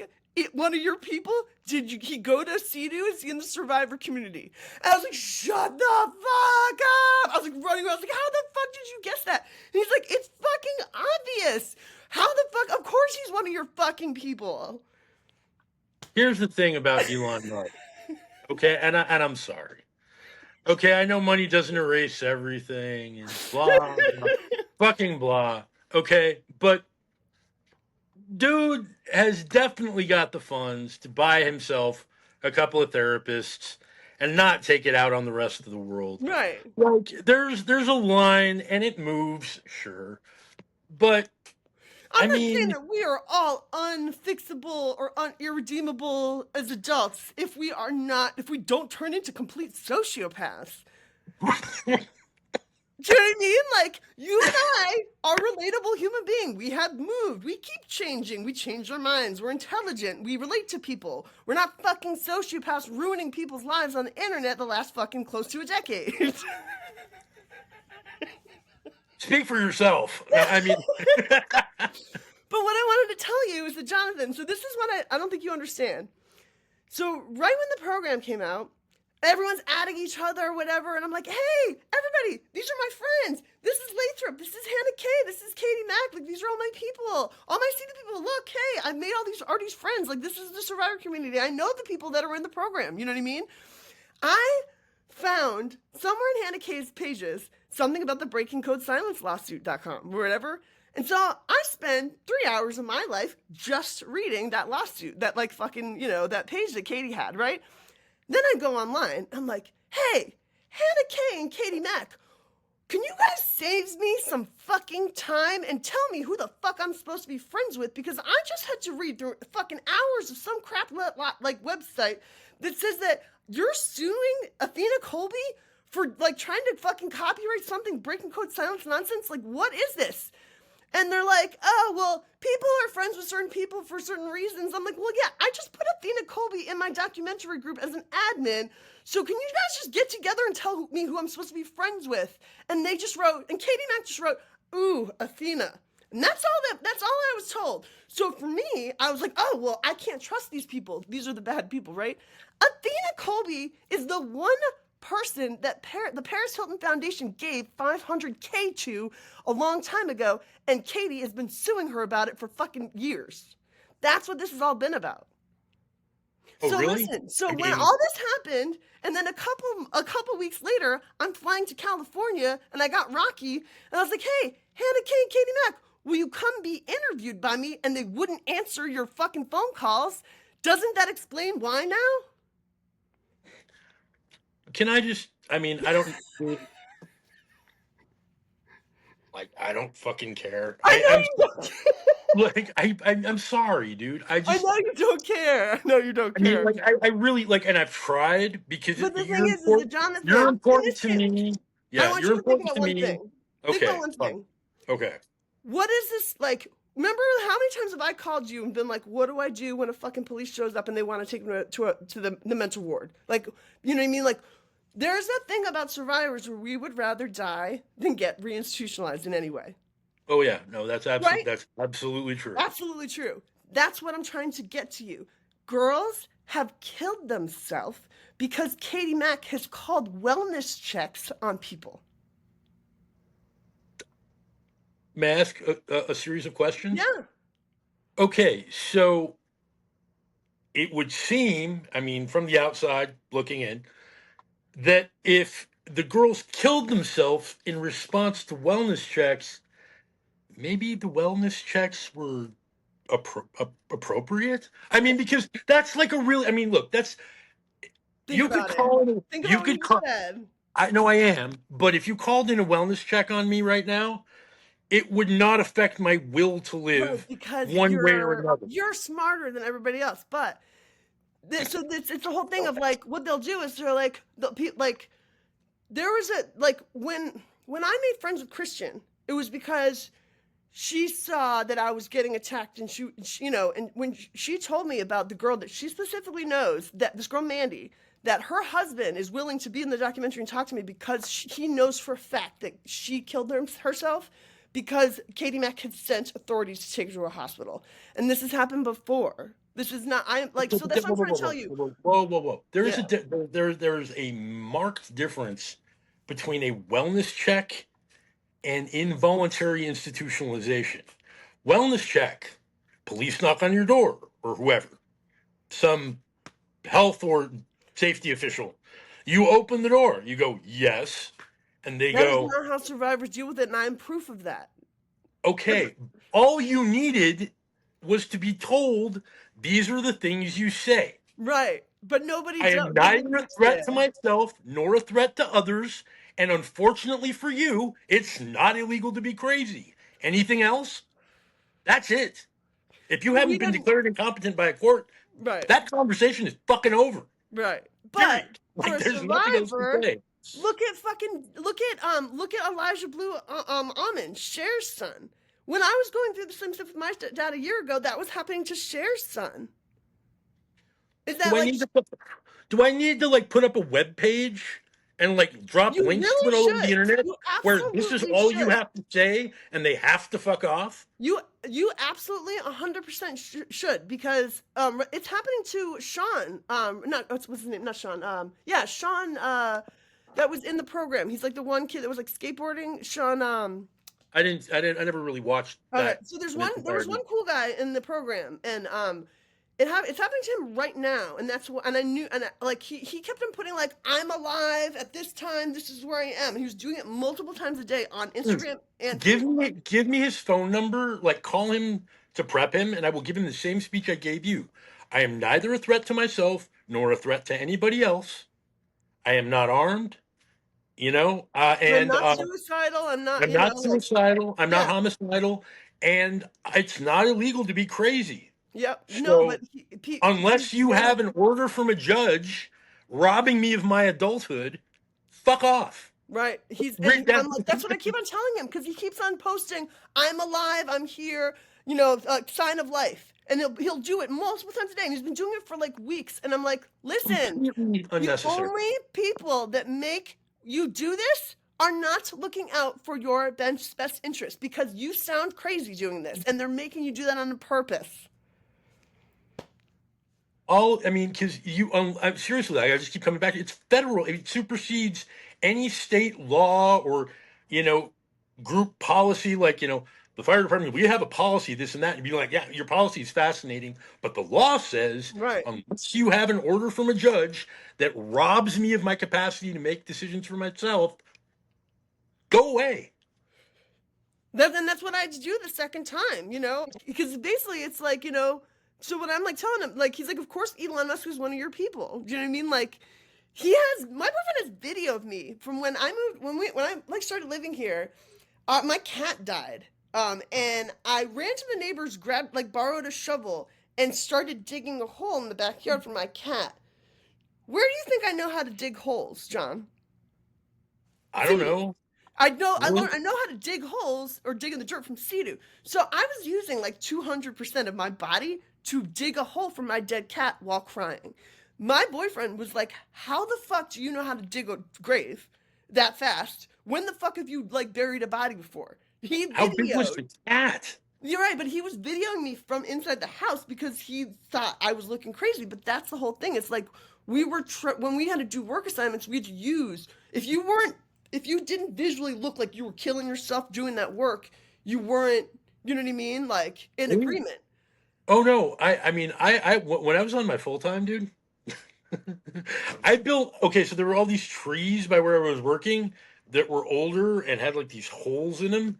So I took this baling wire and made a base out of one tree, like a 4-string base, and Oh like my God. figured out how to tune it, and I would play the tree for hours. I got pretty good at playing the fucking tree. I was almost like, it's a bummer I can't take this thing with me when I leave. Yeah, I like learned. you were allowed to be alone at RMA? No, I was alone Oh, for okay. hours on full time. Right, you were in, okay. That's what I'm saying. I'm sure that if some staff member had seen me, or even some student, he just spends his whole time playing some fucking tree when he's supposed to be building a wall or something. Yeah, but no, I got really good at playing this one tree. I mean, Yeah, full on walking baselines. It was pretty cool. yeah. There were no frets on the tree, but I managed just by, I think my left hand used to be stronger. Oh man. But yeah, I like I don't know if I want to make sure that like we say the things that we probably missed because this is our first Oh, podcast, and I'm pretty sure that like we a lot of stuff that got cut out in the beginning because he oh, wasn't right. on Wi-Fi before. But it was that John has like just come up with a lot of things that he's told me over the last year and a half. The first one was yeah, I think we repeated it, but it was you know, you just have an attitude about this stuff that's just very different. Like, and it's mostly just because you look at it really sarcastically. But it It's was not even let me explain that whole thing, okay? Because it's not real. Like I, like well, many yeah, people that have been through traumatic shit, make jokes about the shitty things I've been through because in a sort of roundabout way, it makes it hurt less. right, Like in a way, like if I'm laughing, I'm not crying kind of thing. I'm not much of a crier anyway, as it happens. But dude, listen, there's two ways to deal with any kind of pain, TTI based or otherwise, really. And the first one is, at least this is opinion, okay? This isn't fact. But you can hold it into yourself and nurse it and fucking feed it and make it grow and it spills over and the hurt becomes anger and resentment and rage, and like just complete like it affects your ability to function. right, But if you just like let it, I mean, not let it go like it didn't happen, but drop it. right, Prod it with your fucking foot a couple times. Kick it to see if it's still breathing. right, Seriously, just be like, I mean, I'm 50 years old. All this shit happened when I was 15 and 16. I'm not willing. I absolutely refuse to let people that at the time were way younger than I am now for the most part. Like their idiotic ideas about child rearing in absentia, like absent from the parents, I'm not willing to let those fuck off my life. right, Like they're not important enough. Where they were right, it was by accident. Where they were wrong, it was a fucking miniature tragedy. But either way, it was 35 years ago. right, yeah, Like, yeah, I mean, come on, man. yeah, Like, I get that there are things that you never get over, but when nobody ever wants to fucking take responsibility for is that at the end of the day, you get to pick what those things are. right, You yeah, do. You can yeah, pretend you don't, but you do. yeah, You yeah, can decide, I'm never getting over this, right, right? I refuse to get over this. And ask yourself if RMA or CEDU or some other fucking casa by the side of hell is your fucking deal. Like, dude, do you want to give that experience like controlling interest in your whole fucking life until right. the day of your death? Like, really? Are they worth it? Was No, that experience worth modeling your life around? Fuck, no. Is it worth it? absolutely Is it not. also worth it? Like that's how every your whole bag. Like I've gotten so much criticism because I only want to make a documentary. They're like, "Well, you're gonna leave the community after this, so you're not really." I'm like, "What?" How do you Like, leave the community? Like, okay, like this is like the gender thing in a way. Like, the way I look at gender is I am a man. Therefore, everything I do is archetypically male. right? It doesn't matter if you If I wore a was into dress; you flower would still be a arranging and man's wearing dress because tutus, you're a man. yeah, if I would no, but if I was into flower arranging and wearing tutus, that would be things a man does because Right, I'm a man. Just like you're a survivor. Everything you do is therefore things a survivor does. right. Right? I mean, that's what's No, up. Like yeah, you're right. Yeah, you get to define it by doing it. You can't leave the survivor community. You are the survivor community. Well, one person in it, but you know what I mean. I'm not. That's. I don't know if you heard my podcast, but like in the end of the cult law, Casey was like, "So you're working with the survivor community?" I'm like, "No, I am not. I'm not working with the survivor community whatsoever." No, but everything. Listen, you survived it, right?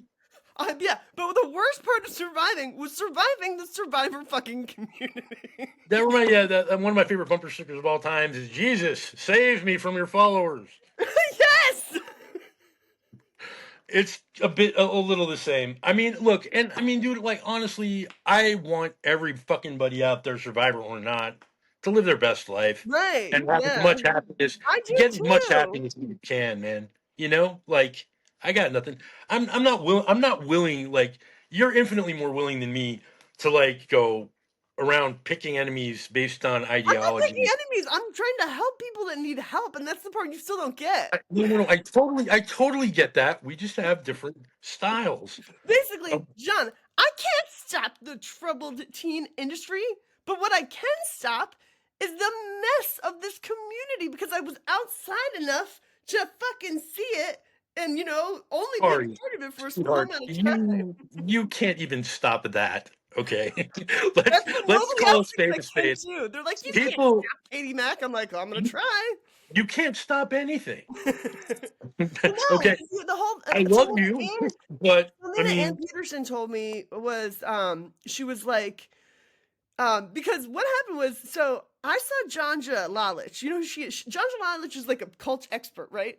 And she that's just. Oh yeah, posted. you told me about this shit. So let me Yeah, say it though. So Janja posted something about like the MAGA, like the MAGA cult people, or whatever. And so I like reposted and I was like, Janja, what do we do to like how do we get them like people that feel so righteous in winning to slowly get like to understand that they don't like what's happening. Cuz that's like one of the ways to like get to like deprogram people is for them to slowly like question if they condone what's happening, So I'm like, how do we start to do that when they feel so righteous in winning? So Janja writes, "Oh, do you mean the MAGA people?" Which shouldn't have been her fucking answer because if you're a cult expert, that should be a universal fucking thing. But then so I was like, hey, I was just on a really good podcast. I'd like you to watch. And she's like, oh, send it to me when it's out. So I just privately messaged her because I've never talked to her before. And I said, I was like, hey, there's a couple things I want to tell you, but the first one is, do you know that like Elon Musk went to this place called Veld School? And she said, no. So I was like, well, and then I sent her 3 of the articles that I had read over the extensive research I've done on this subject for a cult expert to not know that this, the fucking vice president basically is a survivor. I was like, and then I was like, based on the last year of my life, what I've learned is that, if a survivor is a fucking, narcissist, they probably should not be running things because that's, I'm like, I was able to see the Katie. I'm like, do you know about a lot of the drama in the survivor community? She said, I know a lot of things. And then I said, well, the only way that I've gotten people to leave the Katie cult was asking if they liked what she was doing to their friend, me. I'm like, do you like the way that she's treating me? Do you think this is cool? Like, do you think that it's nice that Will Wolf is making bumper stickers and T-shirts, fucking making fun of me and stuff? And that's how man. I got that girl to leave. And then fucking Athena Colby, or not Athena Colby, then John Jalala said to me, please stop sending me these things. It's disruptive. And I was like, I felt like I was a fucking dog that got kicked in the balls by a bigger breed of dog to tell me that I can't be like playing in the same sandbox. You know what I mean? I was like, what the fuck disruptive? Like, what does that mean? And it meant, and I know this because I've checked it out, is that she is a party to all the Katie Mack nonsense. So by her calling me disruptive was just a fucking me look like showing her in a mirror. I was using her own fucking psychology to tell her that she is a part of this stuff. Okay, I mean, look, I have approached the people that you have a major problem with Yeah. on a very different level than the level, or in the way that you have approached them. And perhaps not surprisingly, I've had a completely different experience Oh, I'm to the sure extent they're sweet to you. that I've had an experience at all. I mean, I definitely know Hannah better than Katie. I've actually met Hannah for starters. Like I've never met Katie in my life. I've had one Well, conversation Katie with was Katie. at Survivor's Prom. I don't. I mean, but I mean, and maybe I said Yeah. or something. But I don't fucking like. I can't put a face to the name. Literally, like I have no idea who she is. Like if you put me in a room with like five, 7 blonde You girls would probably and no. asked me She's to like pick out which one strawberry was blonde Katie, hair. Yeah. okay, I would be completely unable to pick her out. That's all I'm saying. So, like, I've had one conversation with Katie about computer shit, like nothing at all to do with any surviving, and it was a normal conversation, near as I can tell, and it didn't, And I mean, like sometimes, like if she says something about computer shit, which I know a lot about, I'll be like, no. but that's it. Like, I guess what I'm saying is like, I am pretty sure, like, I don't have many friends, but I'm pretty sure that if I went through like the doings or undoings of all my friends, yourself included, and started going, I agree with this, I don't agree with that, that seems cruel to me, that seems fucked up, that seems smart, that seems dumb, whatever, I could amass a laundry list on virtually, I mean, we're all, like everybody that's been through this experience, wherever they went through it, is a deeply flawed human being, Right. motivated by forces infinitely greater than themselves that at best they partially understand, I man. get what you're saying, but Okay, yeah, so but they like, don't have many websites of all the times that they've sued women so that they lose children custody of their children, or like all, like spending thousands of dollars in yeah. She's, I hey, mean, no, look, hey, look, this is the internet, so I mean, I'm not going to go like all out about every fucked up thing I've ever done. no, But I can, no, but I no. mean, like, but I can know, I do. I've look, I've done some It's not that we're legitimately. not flawed people, John. It's like like of course we are all fucked up flawed people. Do you know what I mean? But like her whole thing is that like she sues people for talking bad about her because she has said this episode that this is her job to be the voice of the survivor community for the rest of her life. Okay, well, check it out. I mean, and this is, if somebody told me that they were going to be my voice for the rest of their life, I would laugh at them. I'm pretty good at being my own voice, man. I don't need No, anybody to do you that are for me. very good. You know, like I Which is don't need why, the help. And in which is fact, why I reject it out of hand. And how I many times have encourage you heard them say? How many times have you heard them say that I can't speak for the survivor community? Because you what I, also don't realize that like Katie Mack like hides a lot of posts that she does so that you don't see it. But yeah. okay. I mean, I'm honored to be singled out for this hiding. I don't. I mean, like, okay, like if in fact this hiding is taking place, thank you for thinking of me. Like, you know, like my opinion matters to you, and that amazes me. Like, okay, like I mean, It's like truly, like yeah. I've done some really fucked up things to some people that, in the final analysis, looking back on it, were fucking innocent or not Right. innocent, like in their totality, but undeserving of the like heinous shit I did to them. Yeah. And I did it because I was insecure, or I was angry, or I was fucking bitter, or I just fucking wanted to piss all over their good time. And that's Right. why I did it. And I don't really think of myself as a bad person. Oh no, because I you mean, I moved may be, on but and I you don't see, realize that you I don't, fucked up.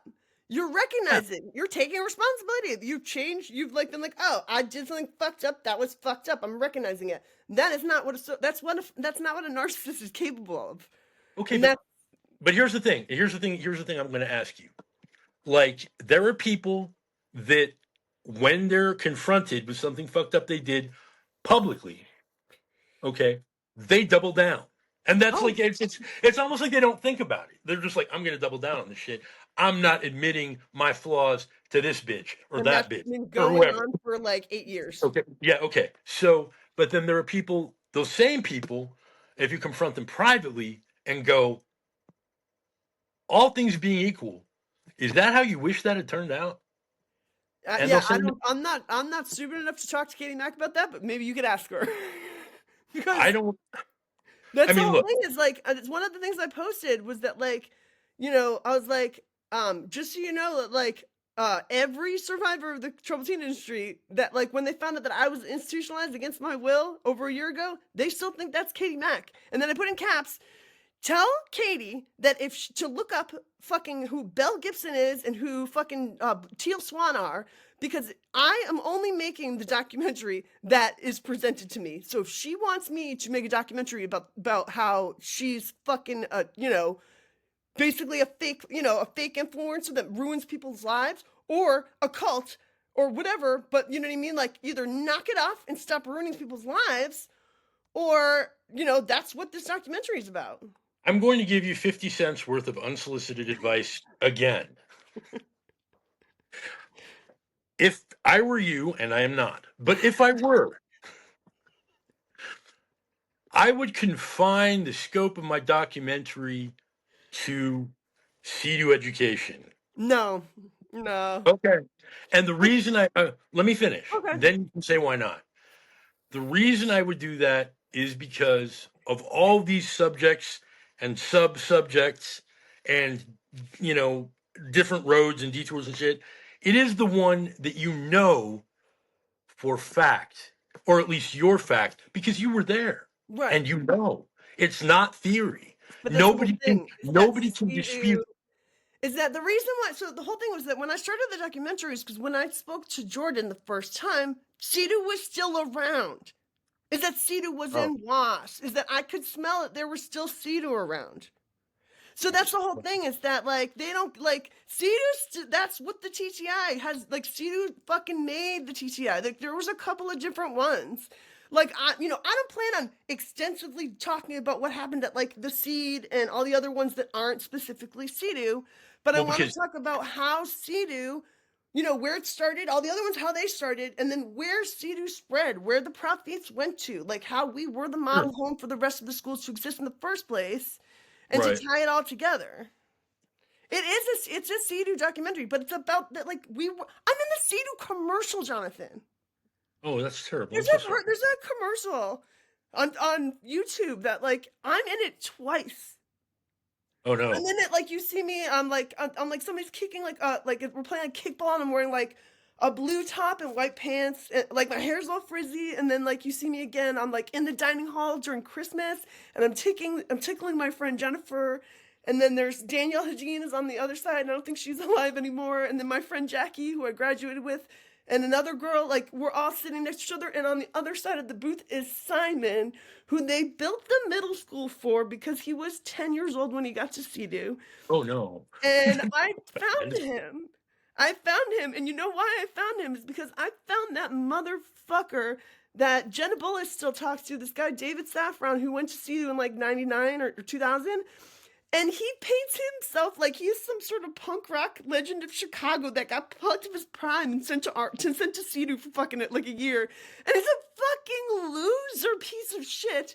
But he made a Breaking Code Silence TV trailer with all my friends' fucking faces in it. He oh, used weird. the fucking footage of the Like entire stills from the Sea-Doo. commercial. And it's still on. It's still on YouTube right now. And people are reposting it now. And I'm not even saying anything about it because it helps the documentaries. You know what I mean? Yeah, this is part of it. But I am not fucking dealing with that motherfucker. Because also, at the end of the Breaking Code Silence TV trailer, there's a shot of Simon. There's a shot. It says Breaking Code Silence. It's my friend Simon looking all sad. Simon doesn't remember Sea-Doo bad, Jonathan. Gnarly. He doesn't remember Sea-Doo was bad. He was there for like 5 years, Oh my and god. he remembers nothing bad. The only thing he remembers is the farm, and he remembers the kids put on Beauty and the Beast once. And so he's like, oh, I just remember Beauty and the Beast, and like he'll call me on his lunch break all the time just to say hi. I've talked to him 50 times since I found him. And I found him because I was like, David Saffron, take Simon out of your closing shot for your bullshit Breaking Code Silence TV fucking trailer. That motherfucker does not remember Sea-Doo as a bad way. And you do not get to exploit somebody that I didn't even think was, I thought he was dead. I was like, there's no way that he's alive. You know what I mean? Like, there's no way he's a survivor. And I found him, and I was like, we called, I was like, Simon, I can't believe you're alive. Like, are you okay? And he's like, yeah, hi. And like, I don't even know, he doesn't remember me. He's still like, he's like about 14 in the head. Like he's developmentally disabled. Okay, But like okay. he like, we'll talk, and he doesn't remember Sea-Doo bad. Like it was very different. And when I explained to him the documentary, he doesn't even get it really. He's like, I'm like, Simon, it was different for a lot of kids. I'm like, couldn't you tell that like kids that were there for really bad stuff? And he's like, maybe, like, and it's like, yeah, so it's like this was different for some people, but yeah, like I love Simon. Like he's a sweetheart, and like he called me all the time, and I try to answer as much as I can. And I'm just like, hi, like we'll eat lunch while we're just talking because he'll call me on his breaks while he works at I think a Lowe's, and he'll call me on his lunch break. He gets like an hour for lunch break, and so like, yeah, it's. So I'm Well, like, I mean, Simon. I will be your friend for the rest of my life because we were also on bands from kids in the middle school. So all Right. I did was I just saw him from afar for 2.5 years, never got to speak to him, and wondered where the fuck he went my whole life. Well, Kari, like, I mean, I see you as, and I mean, I have very little of this personality trait, honestly. Like, I'm not much of a crusader, man. Like, I'm just not. I mean, I've read about there were 3 crusades plus a children's crusade. They all ended in disaster. Like everyone, you know what I mean? Like, I mean, like all these white people were like, "We're going to take the Holy Land No, back from the that's why it's Moors." like Jackson told me that's why like I'm gonna have Jackson my like he even told me that there's a in the album that he's putting out that we're putting up for him soon. There's a song called "Kindness is Power." It sounds like Devo. It's like he tried to make like a Devo song on an acoustic guitar. Imagine a Devo song on an acoustic guitar, and that's what it sounds like. Dude, I bet Um, every single Devo song started on an acoustic well, guitar no, but it's or like like a piano keyboard. Yeah, yeah, I but mean, it's like so no, no, no, no, no, kindness is power, and it's just like it sounds like really robotic and like Devo-y or whatever. And he when I told Jackson, I was like, Jackson, I want to write a fucking rock opera about the last year of my life that's based on the Wizard of Oz plus Pink Floyd's The Wall, kind of Alice in Wonderlandy. And I was like, do you have a song that you can, give to it? And he gave me that song. So like I've also been like, telling people like when we're fighting like people like the MAGA people, kindness is power, education is power. Like don't fight because fighting is just doing what the other people are doing. You can't control other people. So all you can do is just be kind. And it's like, that's it. Like kindness is power. If Katie, you want to get mad? You do not have power over me anymore. I'm not trying to control you. So goodbye. Like, I'm not going to give you any more energy because it's not, I don't care. I'm not in the Katie Mack cult. So therefore it's not my problem. I mean, I have this thing that I do with people when they start saying shit that I either don't agree with, don't understand, or don't care about. And it's kind of like I stop analyzing their words for content, and it just becomes like a pleasant noise they make by passing air over their vocal cord. I can be like, "Oh yes, no, totally, absolutely, I'm certain you're right. Whatever, I don't." There are so many aggressive dipshits in this beautiful world of ours, man. There's so many, and I don't. There's only 24 hours in every day, and if you're gonna take up arms against every aggressive dipshit, that'll be all you do. I All know. you do. There's just too many. We're outnumbered. Like it's No, hopeless. and that's I'm just like, and it was Jackson too. Like when I was fucking Jonathan, my girl, that fucking Brittany. So when I met Brittany, for the first time, and like, we were like girls, and then I introduced Brittany to Lola, and like we were all girls, like I was like they were like my first, triad of bitches that I was, fighting the TCI with, right? And then Brittany was like, Paris is gonna be in DC, you gotta go. Again, this was 2 months after I filmed, because it I was like remember. I remember.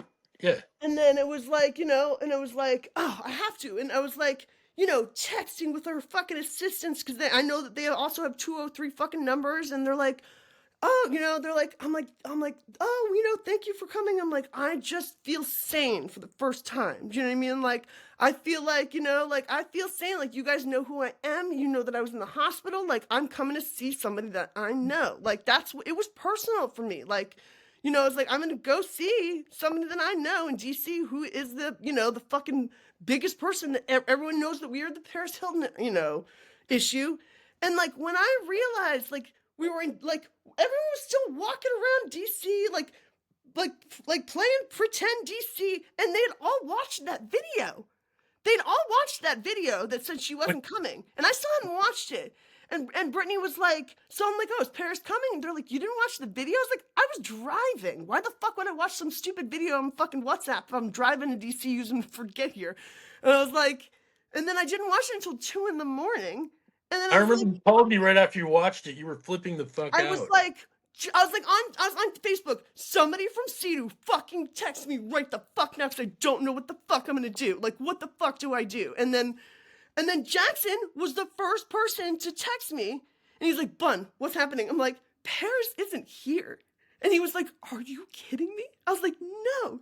she's not here. Like, she just had 150 fucking people spend their own money, ask their husbands and like parents probably, and like there's people brought their spouses, like people like were like dressed up to the nines because they knew a celebrity was going to be in their midst. That's what really killed me, is that like seeing that people like gotten their makeup done and bought new outfits, like everybody looked perfect, camera ready, because Like, because we were going to be Paris oh Hilton's my fucking midst, and then nobody said Can I anything. can I just say something? Okay. I mean, I haven't been there at every like turn of your life or Yeah. whatever. But I mean, you've been around famous people before, right? Yeah, I don't. Yeah, I know how to dress Okay. normally. Yeah. And honestly, like, I mean, kind of on you. Well, I mean, not. You have three words about Paris Hilton that I think are important to bear in mind in this order: shameless self promotion. I mean, literally, I mean, emphasis on shameless, Right. honestly. Right. Like, I mean, dude, if you went into that, like even if she had showed up, if you expected it to be about anything besides Paris, based on other Well, behavior that's the whole that thing, you've observed, is that we didn't care, because we of course we wanted her to be on TV. We just wanted to be in the background. That was all it, that, because it's like what people don't realize is that those pictures on Facebook where Paris Hilton is standing with the survivor, that's like, green screen. no, but that's like therapy. That's a recognition. Is it? That's not a selfie. That's not a fucking. That's like, hey, mom and dad, I'm also her. Do you know what I mean? Everyone believes Paris. You got to start believing me too, because she let her picture be taken with me because I'm just like her. I'm And not that's trying the to hurt whole your, thing, is I'm that not people don't trying I'm not understand. trying to hurt I'm not trying to hurt your feelings, man. That's I'm not. Like that's not my motivation. But that sounds like a fucking you problem. It's Okay. not. It's Because what that it's bit, what that bitch, so many I people hate to tell bring up the me. lingo, but It's that what bit so many is people tell me. self-serving, and surfacey as fuck. I And you were know. not. And I you were know, but not. you're not a And you white were not. woman, John. Okay. All right. I mean, she looks kind of like a full-size poodle that like became bipedal and put on like a mini skirt. It's weird. No, you don't get it, because I don't. you're not a fucking sheep, and that's the whole thing, is that you're different, and it's just, yeah, you know that though. Yeah, I give a squeaky fuck about anything Paris Hilton has ever done, up to and including. I mean, I heard she's a terrible DJ. Um, like I don't know. I think she tried to write a book because I saw it on Audible. I don't know if she read it or not. Hell, I don't even know if she can read. I I'm know. not. I'm not. Like I realized like that was right when I was first getting to know you, and I realized like how much that hurt. Like you were like it hurt you. That hurt. That was like, no, but it hurt me personally. But what it, I mean, it was like, nobody else said anything. That's what made me mad. Is that, and like, and when I found out, and I was like, I got on WhatsApp, and I'm like, if there's a survivor awake, please text me. And this one trans man texted me, and he's like, hey, what's up? I'm like, I just watched that video, but I'm finding out that all you guys watched that video and still showed the fuck up. And what the Why? fuck did you do that for? Do you know what I mean? And they were like, oh, Paris, he was like, oh, Paris uses us just when it's convenient for her or whatever. Like, that That's what I actually, mean, man. Shameless. he even said that message has been, we actually think that message is recycled, that's an old video because this has happened before. Oh, crazy. And then I That's was like, wild. that's when I was like, wait a minute. She's been a horrible fucking mother to all of you people. I'm like, I'm not a fucking mom. I've never had children. I'm not trying to say that like I want to be Paris Hilton, but I'm at least a human being. I'm fucking furious, and I'm going to say something. And I'm like, I'm like, it's okay if I'm like, will you stand by me if I say something against this? And he's like, I think that's fantastic. You know what I mean? And I was like, that's all I could do. You know what I mean? Because I was like, I'm not going to be a part of this because this is disgusting. Can I offer you some advice for the Yeah. future? Whenever feasible, do no one's bidding, No, right? no. And Like no he's on my one's. team. I talk to him all the time. Like, No, and no, he's no, no. I'm not yeah. talking about dude. I'm not talking about dude. I'm talking about like do no one's bidding. Like if you come to a similar conclusion as someone else using your own brain and it leads you to do something similar to what they're doing, fine. But don't let anybody, especially in this sort of like generally unbalanced, deranged community that we're a part of, don't do what anybody tells you to do. Don't show up anywhere based on somebody going, be here at this time and we're going to fight the power together. No, bitch, we're not.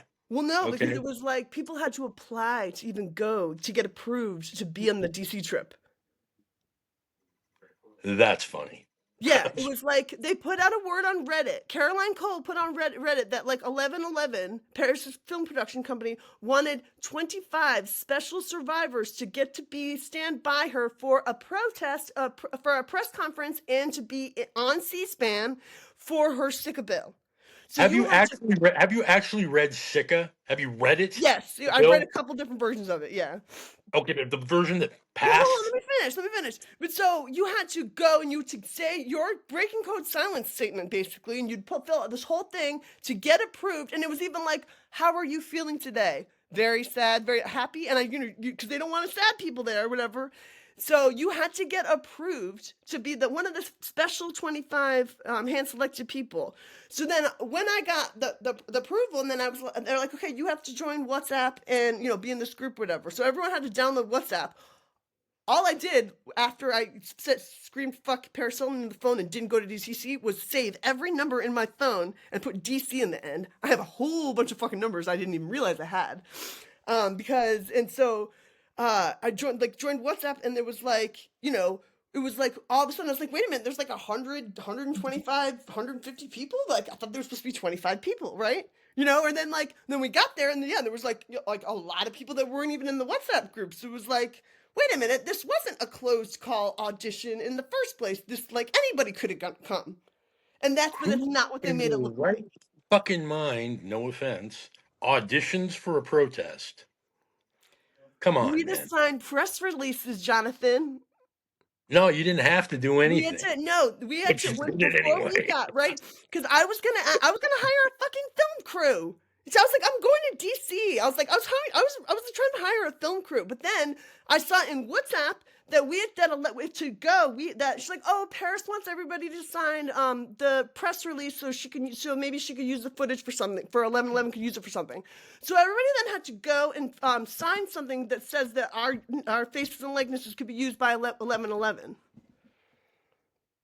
See, this is why I'm glad I'm just not like involved at the level that you are because I just haven't the patience, man. Honestly, Right, because it's horse shit. And then people were like, "Oh, you're causing drama," and it's like, "No, you guys have been fucking sheep for too long, and this is not happening anymore. Stop it." no, I mean people see, and that's why I just kind of have this. People, they do what they do, and they're Right, pulling but from the when left, basically, and they do it Jonathan, anyway. And when you were like, "Is fuck Katie Mack the platform that you're willing to die on?" I'm like, "Yeah."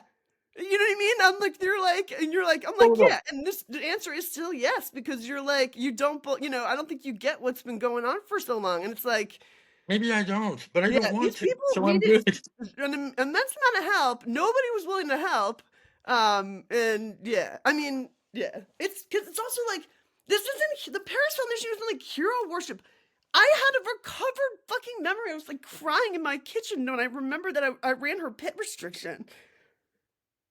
Like when Dude, I had to listen to the Cult Fault over and over again, I'm listening to myself talk about Paris, and I'm like, oh, the reason why I was standing next to her for that whole week when I was fucking, out for a year, it wasn't because she liked me. I told myself that lie when I saw her on the side of a bus so that I wouldn't feel guilt.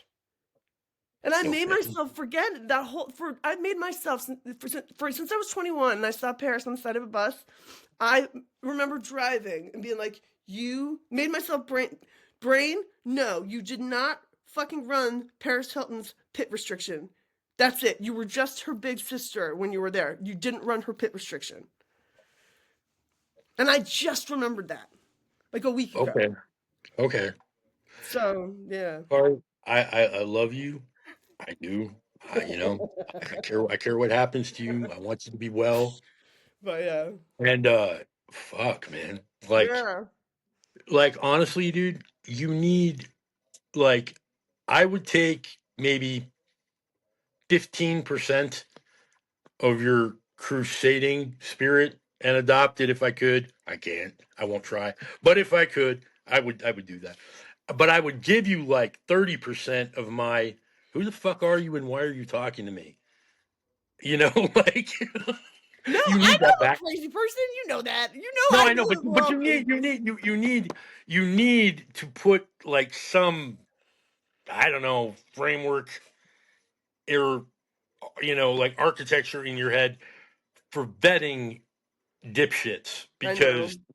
the impression I've gotten over the last year, sweetheart, is, oh my god, what a fucking, I mean, the number of calories you must burn just talking to these insufferable morons, just fucking wow. Like, I mean, and if you go through it and like start cataloging 6-hour conversations in your fucking head, not counting this one, of course, you would, be like, fuck, man. I mean, you burn calories every time you talk, which seems like a passive activity, burns calories. No, You like probably River was wasted like like he an hated the entire grocery documentary so cart of much that food. he was like watching me like he's like this is like fucking killing you. He's like doing this documentary is fucking way too stressful on you, and he's like because he hates the documentary, and he's like. And he's like, it's not that like he's like, it's like this is so stressful on you. It's like it looks like it's killing you. It's like, and it's like I This get it. isn't, but you admit though on some level, or realize on some level, that this has nothing to do with making it. None of this has anything to do with making a documentary. Well, because the whole thing is that we don't know the ending yet. Like I'm just now figuring out that the remember There the is blue no ball end. energy. Like There is, we're- when we're all dead, no, it's when that the whole everybody. thing is that it's the MK Ultra aspect of it. That's the part that I figured out, and I really just only figured it out a week ago. So it took me a year to really figure out what the documentary was about. Is what I'm trying to say. You got to understand. I talked to Zach at some length, man, and he basically, okay. The MK Ultra thing, as you put it, it's not like MK Ultra was like the government was actually involved in like doing this to us. There are aspects and, what would you call it? Techniques. That's the word. Yep. There are techniques that that MK Ultra experiments and our emotional growth curriculum have in common. Right. Okay, but any uh any direct, like, you Yo, know I understand that. I get what you're okay, saying, and that's okay, almost like I understand that. That I don't think that like of course I don't. There's still staff in the documentary group that I talked about MK Ultra in. You know what I yeah. mean? Like Randolph, like the guy Randolph who was like the vice principal of CEDU. He watched the video in my documentary group where I talk about MK Ultra, and he reposted it, and I allowed him to. And I was like, just so you know, Randolph, I do not blame you. I do not think that you knew that this was happening. Like, I don't think that, you know what I mean? Like, I don't think that, like, I don't think that you. You got to bear in mind also that, much like the way parents and kids, like, you remember we were talking earlier about how parents and kids, like, the relationship used to be fundamentally different. Like, parents used to basically own their kids. Right, They don't anymore right, at all. Like, you can call the cops on your parents now, right. and that was damn near impossible to do when I was a kid. Oh, But no, here's I the know thing. that. Yeah, I but called, my mom beat me, and I used to have to go, my dad had to find me a doctor in walkable distance of my mom's house so that like I could go and show physical evidence of my mom beating me to show the police because when I would just go to the police and say my mom beat me, they would bring me back home and they'd say, "Oh, your right, daughter says that you beat her," and she would look at me like she's going to kill me, and then I was brought back in and beat again, and that would happen right, so many times. And then my right. dad finally figured out that my mom was beating me, and so we had to get But a it's the same therapist thing. and It's a just doctor in walking distance of my mom's house so that I could get on my. And it took my dad 7 years to get custody of me.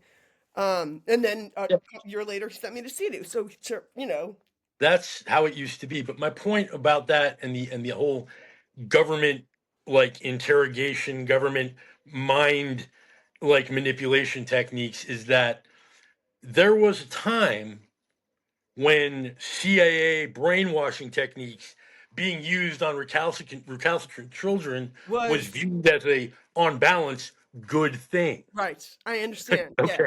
It wasn't exactly. like I we're going to understand. fuck these kids up and turn them Right. into I don't super think that soldiers there's or some any shit end like that. purpose is what I'm saying. It's not like this is Yeah. a conspiracy because we are a fucking Manchurian candidates. That's not what it is. And I think Right. that I think there's people that are like running around saying that like we are being watched or we Yeah. are I think that's not I don't think that's real. I really don't think that's real. No, I don't either. I I don't don't think that either. there's some huge like farther conspiracy that like too many people ask me if Evan Wright was an inside job. What?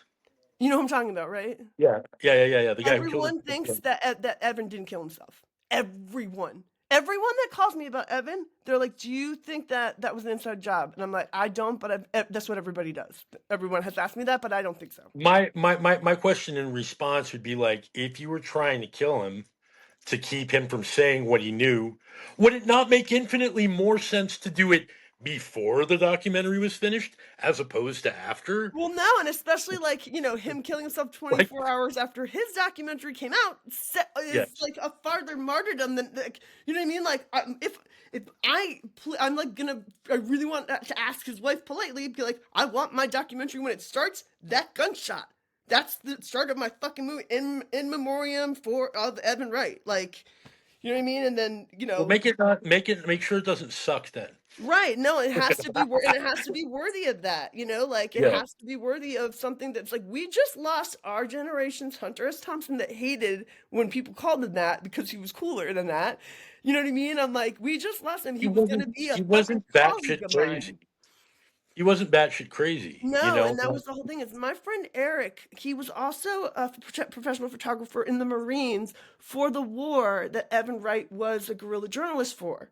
When Evan wrote Generation Kill, my boy, who was on my team, that was his colleague. Like he knows him from journalism. And so, because he was a war photographer in the Marines. So when I told Eric, I was like, Evan Wright just shot himself. He was like gonna be a fucking colleague of mine because Elizabeth Anderman, I found her and they were friends. And he was like, Evan Wright was a survivor. I know him from the fucking war. Like the professional world didn't know he went to the seed, and even said in Teen Torture Inc. that his book was like seed, like the seed of memoir, like that, and because it hasn't come out, his book hasn't come out yet. Oh, really? Okay. Is he So the going whole thing to? is, the professional world didn't know he was a survivor. The first time they did is when his last tweet. His last tweet was something like, when I see when I see the people that the survivors of the troubled teen industry, I always think those are my brothers and sisters. And then I see that Paris Hilton is also a survivor. Yeah, I guess it's one big fucked up family. Paris Hilton's my sister too. And then he killed himself. Well, So it's I like, mean, yeah, the way I took that like was like he was I mean, he was like, I said my piece, I'm miserable and I'm done. yeah, that's what I did too. That's what I was like. Well, I can die now. That's what I I said said it what I all had to now. That say. was it. Yeah. Yeah. I said what I had to say. This sucks. I'm over it. So I just And really hope his book comes out because like that's the whole thing is we don't know if his book is coming out. well, I mean, it would probably be up to his next of kin. It's yeah, no, And it's up to his wife, and so that's the whole thing is we don't know how his wife feels. So probably very, very sad, man. yeah, Like, assuming he was a decent guy and they had a good relationship, and like, yeah, I mean, I would imagine that's heavy as fuck. Like, no, I would yeah, think he's an amazing. You like Chuck Palahniuk, like the Sex, Drugs, and Cocoa Puffs, like that kind of style of writing. Oh, That's how he Klosterman. wrote. Yeah, I love Klosterman, That's dude. how he writes, dude. Yeah. That's how he's like that. Like he's like And that. it's He weird you writes bring like up that Fight book Club. because if I could actually like start a friendly relationship with somebody that is roughly my age and lived through the same type of shit I did, like he's from North Dakota. Chuck Klosterman is, if I remember correctly.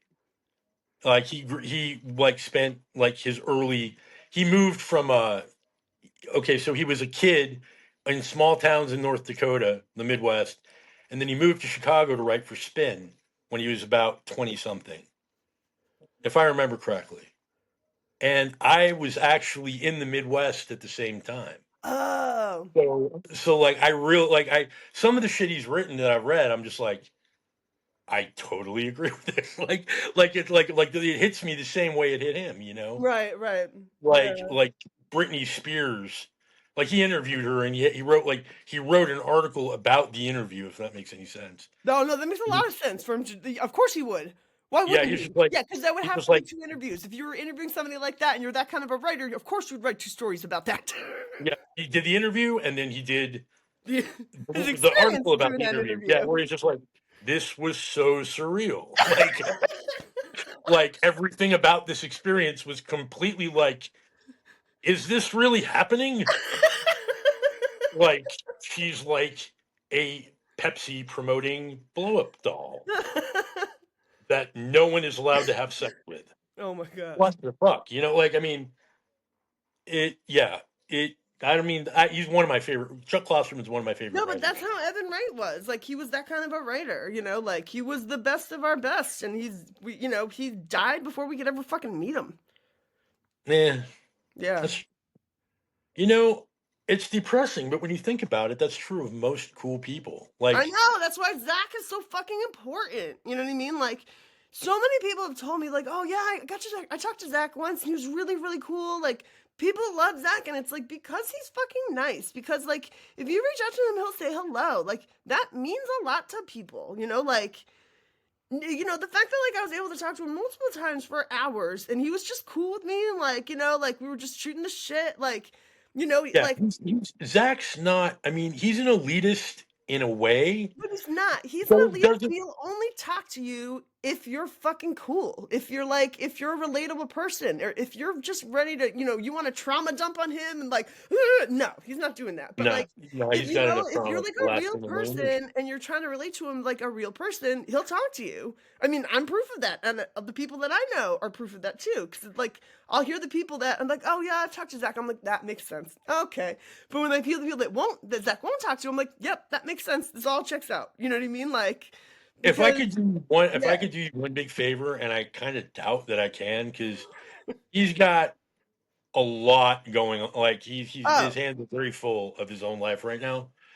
But if I could, like, once you get something more like sort of mapped out, like I don't even know about editing, but if I could get him to be a producer and sort of like if I could just be like, Kari, listen to Zach no matter what, even if it doesn't make sense when he says it, let him put together what he's talking about before you go yay or nay, right? right. Like that's what I would do because he's really like not only does he know what to say, he knows what to leave out. Yeah. And that's like a big secret to how well he communicates with Well, people. also, the experience at RMA and Cedar were night and day difference. Like, you get that, right? Like, and so Yeah. it's like, so like I can't read his book. You If I can't? like, I tried. I really tried Sorry. really hard, and I couldn't read Like it because I'm it was not do you have an bad to me. do you have an Audible account? No, no, you don't get it. It's not about reading. No, no, no, It's sugar. too triggering for No. me. I can't That's not what listen I'm to it. It's like that's the not story what is dude, yeah. I don't know, I think I told you this. You do that There he is does a the raps and stuff. I can't by listen to that. himself, No, man. I know. I would By never be able to listen to that. himself. I wouldn't be It's I fucking like I don't give a fuck about anything. And I got the hair on the back of my neck stood up. I was like, how are you doing this? yeah, Like, how? I wouldn't be able to listen to it. It's It's like fucking gnarly. I can't do it. It's the Like same it's thing with like, how many people can't watch the program. dude, it's I mean, honestly, like if I could nominate him for like a what do they do for No, no, I get it. No, no, but it's like it's Lawless doesn't watch the incredibly program. You haven't it's watched the program. I that's because every time I try, I'll tell you the truth. Every time I sit down and try to watch one of those fucking documentaries or like series or whatever, I'm just like, cry me a fucking river. Honestly, because I'm like, And that's how I feel. And that's how I feel about Zach's book.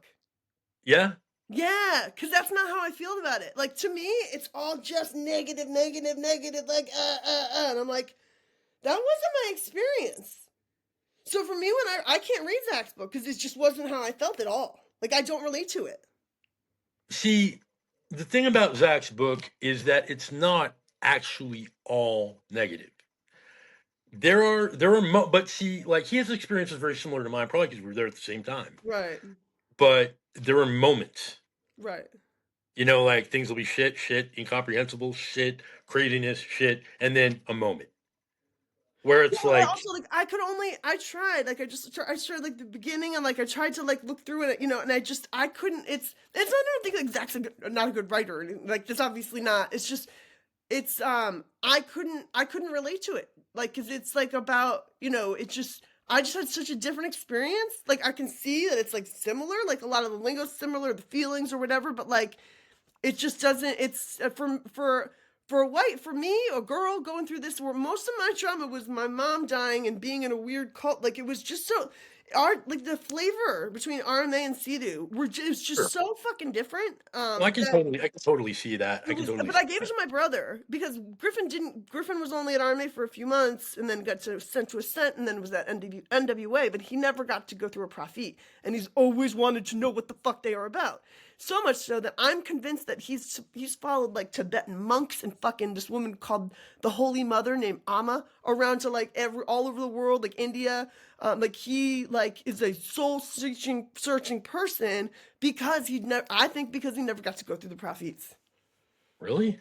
Yeah, and that's something that happens with other people. It's something I noticed, and I think that that's why Lathrop Liebrook sucks so bad, and why Katie Mack sucks so bad, is because they only went like Lathrop. Like I didn't even go through a prophet, neither did Katie, and so Wait, they're just really fucking mad about how shit. long was Lacerup there? Lathrop Liebrook was there for like 3 weeks. Really? Yes, she Like that's never even it? went through a prophet. What is she fucking complaining I about? know. 3 weeks? Really? Like, are you She's there sure? for like 5 minutes. Wasn't wasn't Everyone he? talked to her. They're like, what the fuck is up with Lathrop Liebrook? She was there for 2 weeks and she didn't talk to anybody. She sucked. Like, I don't know. Dude, I mean, I you know, I have this sort of belief that everybody's pain is the same, right? I mean, it is, Yeah, I know. And I'm but like, yeah. I feel differently like, about some stuff. And then everyone's like, no, Kari's wrong. Kari's indoctrinated. Kari can't speak for the survivors. I'm like, well, I'm still gonna do it. So however you treat me is how I'm gonna fucking paint the picture of how the adult survivors of the troubled teen industry act now. So keep at it. dude, you know, honestly, like, I mean, I don't know, dude. Really? 3 weeks? Yeah. Like 3 weeks? Yeah. Okay. It wasn't even a month. Okay. I'm just like, fuck. She never went through a prophet. Like, I've been in Same thing with jail. Katie. Same thing with Katie. I've been to jail more times than I can Katie count. did go to a CEDU school. Katie went to like she went to like a CEDU, one of the CEDUs, and then Ascent, and then Provo. Or no, she went to like and then got sent back to CEDU and then aged out. And she never went through a prophet. How? She was only there for like 2 or 3 months. Katie Oh, Mack was okay. only in the TTI for like 2.5 months, and then turned 18. Oh, cool. Lucky her. I mean, Right. like, And Lathrop Liebrook was there for fucking 3 weeks and has made it her life's mission to never shut the fuck up. I know. I'm like, dude, like, if it was only 3 weeks, I would be like, Yes. oh yeah. I'd be like, oh yeah, that happened. Right. Yeah. Like that was a thing, I guess. No, Totally. what Lathrop did is when she got to RMA and was in the like the building, she saw like some sort of knife or something, and she fucking sliced her own wrist in front of fucking all the staff and her parents as a cry for help because she had just found out that she was going to be in RMA for 2.5 years. So then she got sent to the hospital for a while, and then got sent back to, I guess, and then I don't even fucking know whatever else happened. But she was only on the CEDU campus for a couple weeks, and then that was it. Yeah, Was it CEDU or RMA? I think it was. I think it was RMA. It wasn't. She didn't go to my school. She went to your school. Yeah. Okay. Because I'm like, okay, yeah. I mean, fuck, dude. Yeah. Like, honestly, why would you? I don't know. Like, I mean, she acts like And that's it's the like the whole thing worst. is that she did no wrong. That like when she got to CEDU, her slicing, she was never suicidal before she got to RMA. So of course it's RMA's fault that as soon as she got there and she saw something sharp and she sliced her own wrist, that was RMA's fault. okay, that's weird. I mean, I Yep. guess like in a world where nothing It's is. in her Breaking Code Silence video on YouTube. Look Oh, up Lather Blybrook Breaking Code Silence. She talks all about it. you know what I've never watched ever? A Breaking Code Silence video? Correct. Yeah! There you Like go! never have I, There's never will one. I. There's one that's really good that I found. It's this guy named Sky Emerson. And Okay. his there's if you ever want to there's only one good Breaking Code Silence video, and it's his name is Sky Emerson. And he talks just about like like clinically. He went to a Catherine Freer school and like a wilderness program. He's about our age. But he's just sitting there and he's like, he's like, this is, I went to these places, whatever, and this is what happened to me afterwards. I went through psychosis, I went through all this stuff, and I know that it's all because of this and this, but it was like, it's like maybe like 8 minutes long or something, but it's like, he's like, and at the end, he's like, I've tried to make this video a whole bunch of times. Hopefully this helps people. You know what I mean? And like, it was like, what was really cool is like, he says, and like, basically the therapy was the amount of like, adults screaming at us while loud music was playing and us crying and then having like an adult hug us like while music was happening, and I was like, oh, that sounds like Sidu. Do you know what I You mean? know Like, what? You know what only happened to me one time the entire time I was at RMA that I can remember? I guess I like radiated even back then, kind of like, don't fucking touch me, dude. right, Like, like it like was, yeah, I think I got one hug from Ray Kreider once, and it was like he was like, yeah, and I was like, me, and he's like, yeah, I was like, no, dude, that is not for you. Do not touch yeah, me.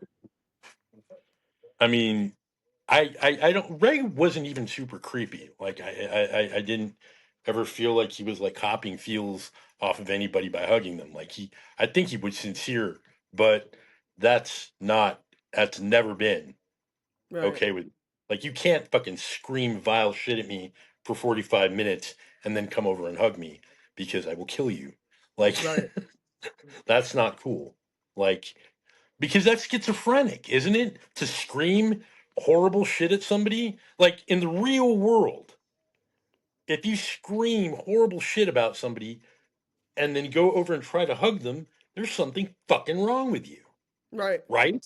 Yeah. What the No, fuck and is that that? also proves why so many survivors like ask like, why do I always have abusive relationships afterwards or seek out people that are abusive to me? Or then that's the whole thing, is because we were, our brains, like our maps, emotional maps were set out that was okay. So therefore, like we like if like we like and that hasn't happened to me, but it's happened. I've heard like a lot of like people like just follow bad relationships because they always like, you know what I mean. They like basically ask, they like look for people they're gonna treat them like shit because that's what they're used to. You know what's fucked up, man? I've been spending a lot of time recently. Like, this is the first time in my life that I've ever not been in a relationship and not been actively, like, sort of seeking one. Right. Like, I'm not in a relationship. I don't want to be in a relationship. Not looking for a girlfriend. It's just not a thing, right? Right. It's not a concern of mine at the moment. And I have a really hard time making up my mind about some of the ones I've had in the past, like reflecting on them. I mean, they've all been like wretchedly dysfunctional in one way or another, and like every single one. And there are some of those. I mean, honestly, like in some of them, I really do believe that if there was an abuser, it was me. Right. No, You I know would what? take responsibility for that too. I have been You an know what? I mean, asshole to like every it I've was been an fucking me. asshole in every relationship. Yeah. And like, but then the flip side of that though is like, I mean, and this sounds like a really achingly stupid thing to say, but I don't feel like an abuser. Right. Like I don't Exactly. Of course. like I don't wake Yeah. up in the morning like hating my life and looking for someone to take it out on. Like that's not me, dude. Like No, I've but never I know exactly. Like, no, Ben, but like this whole thing with my boyfriend, he's like, this whole, your documentary's been, he's like, like, because, but it's like, because we don't know how to control our emotions. We don't know when to not tell the truth all the time. We don't know, you know what I mean? Like, we're very good, like, we're fucking we would be really good FBI profilers sometimes with people. But so, like, especially in relationships, we're somebody and we see something that is, like, obviously fixable or a flaw or something that, like, we just feel like, "Oh, we'll say something," and it'll be like it'll kill people sometimes and feel really hurtful, and we didn't even mean to. I mean, like the last relationship I had, dude, I did not feel. I Well, mean, that there were last some. relationship you had, I mean, like, it was with another survivor and, like, you know. Dude, it's really amazing. Like I finally was like she, I don't know, she went through all this. Like she's been in treatment now for like 4 months or 5 months or something, and she just like she's created like what I perceive as being like this alternate reality around what actually happened. Right, Like I'm just like, you have all these things you're hung up on, and they don't mean shit to me. right, Like I don't like I to me you're ignoring some very basic, obvious. Like I mean I don't like I even asked. I mean I can't get any answers. I mean she is a narcissist, but like I can't get like I even asked her straight up. I'm like, okay, and this is how you know. I think this is the best way to tell if someone's a narcissist. Is like ask him, be like, okay, imagine you're me and I'm you. right, What would you do? What would you do better? What would be right, different? Okay, like take what you know about me and put yourself in my position. What would your response be to me doing what you did? right, You're me, and they can't do that. They literally can't do that. right, That they just gloss over it like you didn't even. It's not something they can do. right. Because everything's about them and they are who they are and their agenda is their agenda and you know what I mean? And there's like I've had to put the last relationship I had into like this category where I'm like, you're never gonna get any closure on that either. Add it to Yeah, the add it to the long list, motherfucker. You know, yeah. like it's too bad because like I really a liked her, b loved her. It just was not, No, I did that to you know. I feel like I did some somebody who's now in the Dropkick Murphys. All right on. Well, at least you didn't hold him back any. I No, mean, you I know. made him join that band. He was like just going to college to be an English professor, and like he was already like a bunch of bands wanted him to be in their band touring and stuff because he was like a session drummer already like Oh, while cool. he was in college. And I was like, he wanted to marry me someday, and I was like already living in Philadelphia, and I was like, he was like 19. I was like, okay, if you want to marry me someday, go fuck 10 women and like quit college and join one of the fucking 10 bands that wants you to be in them. So a year later, he texted me and he's like, I'm at Warp Tour next door, and like he was in Jersey and the Warp Tour. He's like, yeah, I just got on Warp Tour with the Dropkick Murphys. Will you come see me? And I was like, fuck, why wasn't it more specific? The Dropkick Murphys, Jesus Christ. I mean, And then I'm that not was in love my with the life for a bands. few years. Oi, oi, oi, and I was like, I can't handle this anymore. No. But yeah. But so yeah, no, but so like I made him I like guilted him into becoming a more of a man by telling him to join a band and then left him after I didn't like it. Wrong band? Oh, come Yeah, on. I mean, I just couldn't handle it anymore. What happened was like he came back from tour and he's like, "Oh, England was great. We met fucking Frank Black. You know, Frank Black's going to play on the new Dropkick Murphys album." No, he's not. I can't be around from that. No, no, no, no, No, no, no, no, no, no, he would no. never do that. He would never do that. I don't know if it ever happened, but they were talking about it, Ne- and I was like, "I that's blasphemous. I'm out." I broke up with him because of that. I broke up with him because of that. I have a Pixies tattoo on my boob. I'm like, I broke up with oh him my because of God. that. I have a tattooed tit saying number 13. So I'm like, yeah, no, no, no. I'm not being part of fucking Dropkick Murphys playing with Frank Black. That would never happen. I'm sorry, dude. Like, yeah, I would be as likely to play on the next Bjork album, No, I don't know honestly. if it ever happened, but they're both Boston people. That's why. Because the Pixies are from Boston, and the Dropkick Murphys are a Boston band. They're from around, Really, yeah. really from Boston? You didn't know I, that? No, I think of the Pixies as being from Minneapolis, man. No, they're like the Pixies, the Breeders, like the Belly's from Rhode Island, but like You Juliana can't tell. Hatfield, No, no, no. Lemonheads. You can't tell me the Breeders, dude. I used to serve coffee to the Deal sisters every morning in St. Paul, man. They lived across the street Oh, well, while yeah, the Ohio, Breeders were a Ohio. band. Yeah, yeah, yeah. Oh, so that's why you think it's in Ohio. Yeah, no, but yeah. No, Minneapolis. Like, well, the Twin Cities, whatever. Oh, right. Okay. No, but Frank Black is from Boston. Okay. But I know that the He's Breeders from rehearsed. UMass. What? UMass. That Okay. song, UMass. It's Right. educational. Yeah.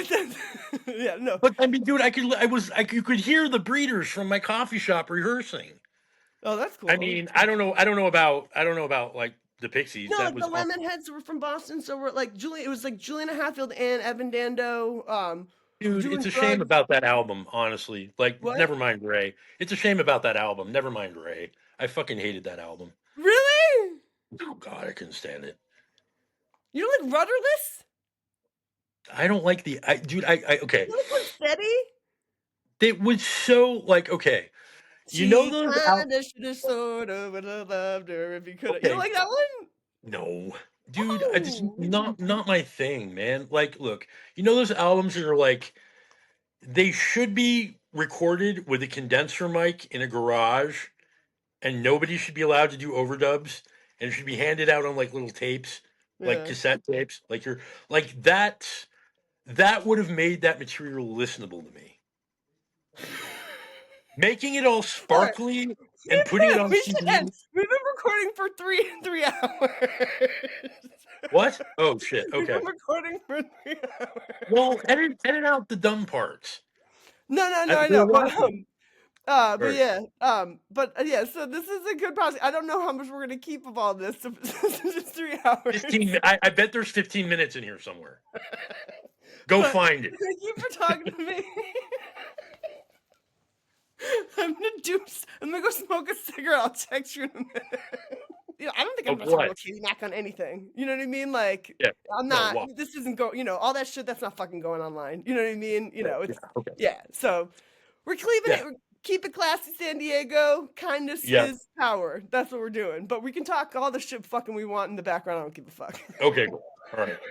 I mean, fuck Evan Dando and the Lemonheads, No, but the best shit you said. Has Evan Dando found the time to kill himself yet? Is that guy still alive? I was amazed when you told me that he was. I was like, because he seemed committed, I've had so based on many interactions with him. I've had so many interactions with that guy. So many. I don't know how many. okay. Well, if you ever talk to him again, mention that exchange. No, he's Like, like boys with a bunch of my friends now. Yeah, like we've a bunch of mutual friends. there's a guy in San Diego. Your name came up, and he was like, "Is he dead yet?" No, my like two of my good friends, Joe Burns and Pat Higgins, they like work for him sometimes, and also are like his best friend, and yeah, like so yeah, yeah, so Okay, yeah, it's just some funny shit. better them than Jackson me. also knows him too for some reason, so. But yeah, all right, I love you, dude. I'll talk to you I soon. love you too. I'll see you later. Bye.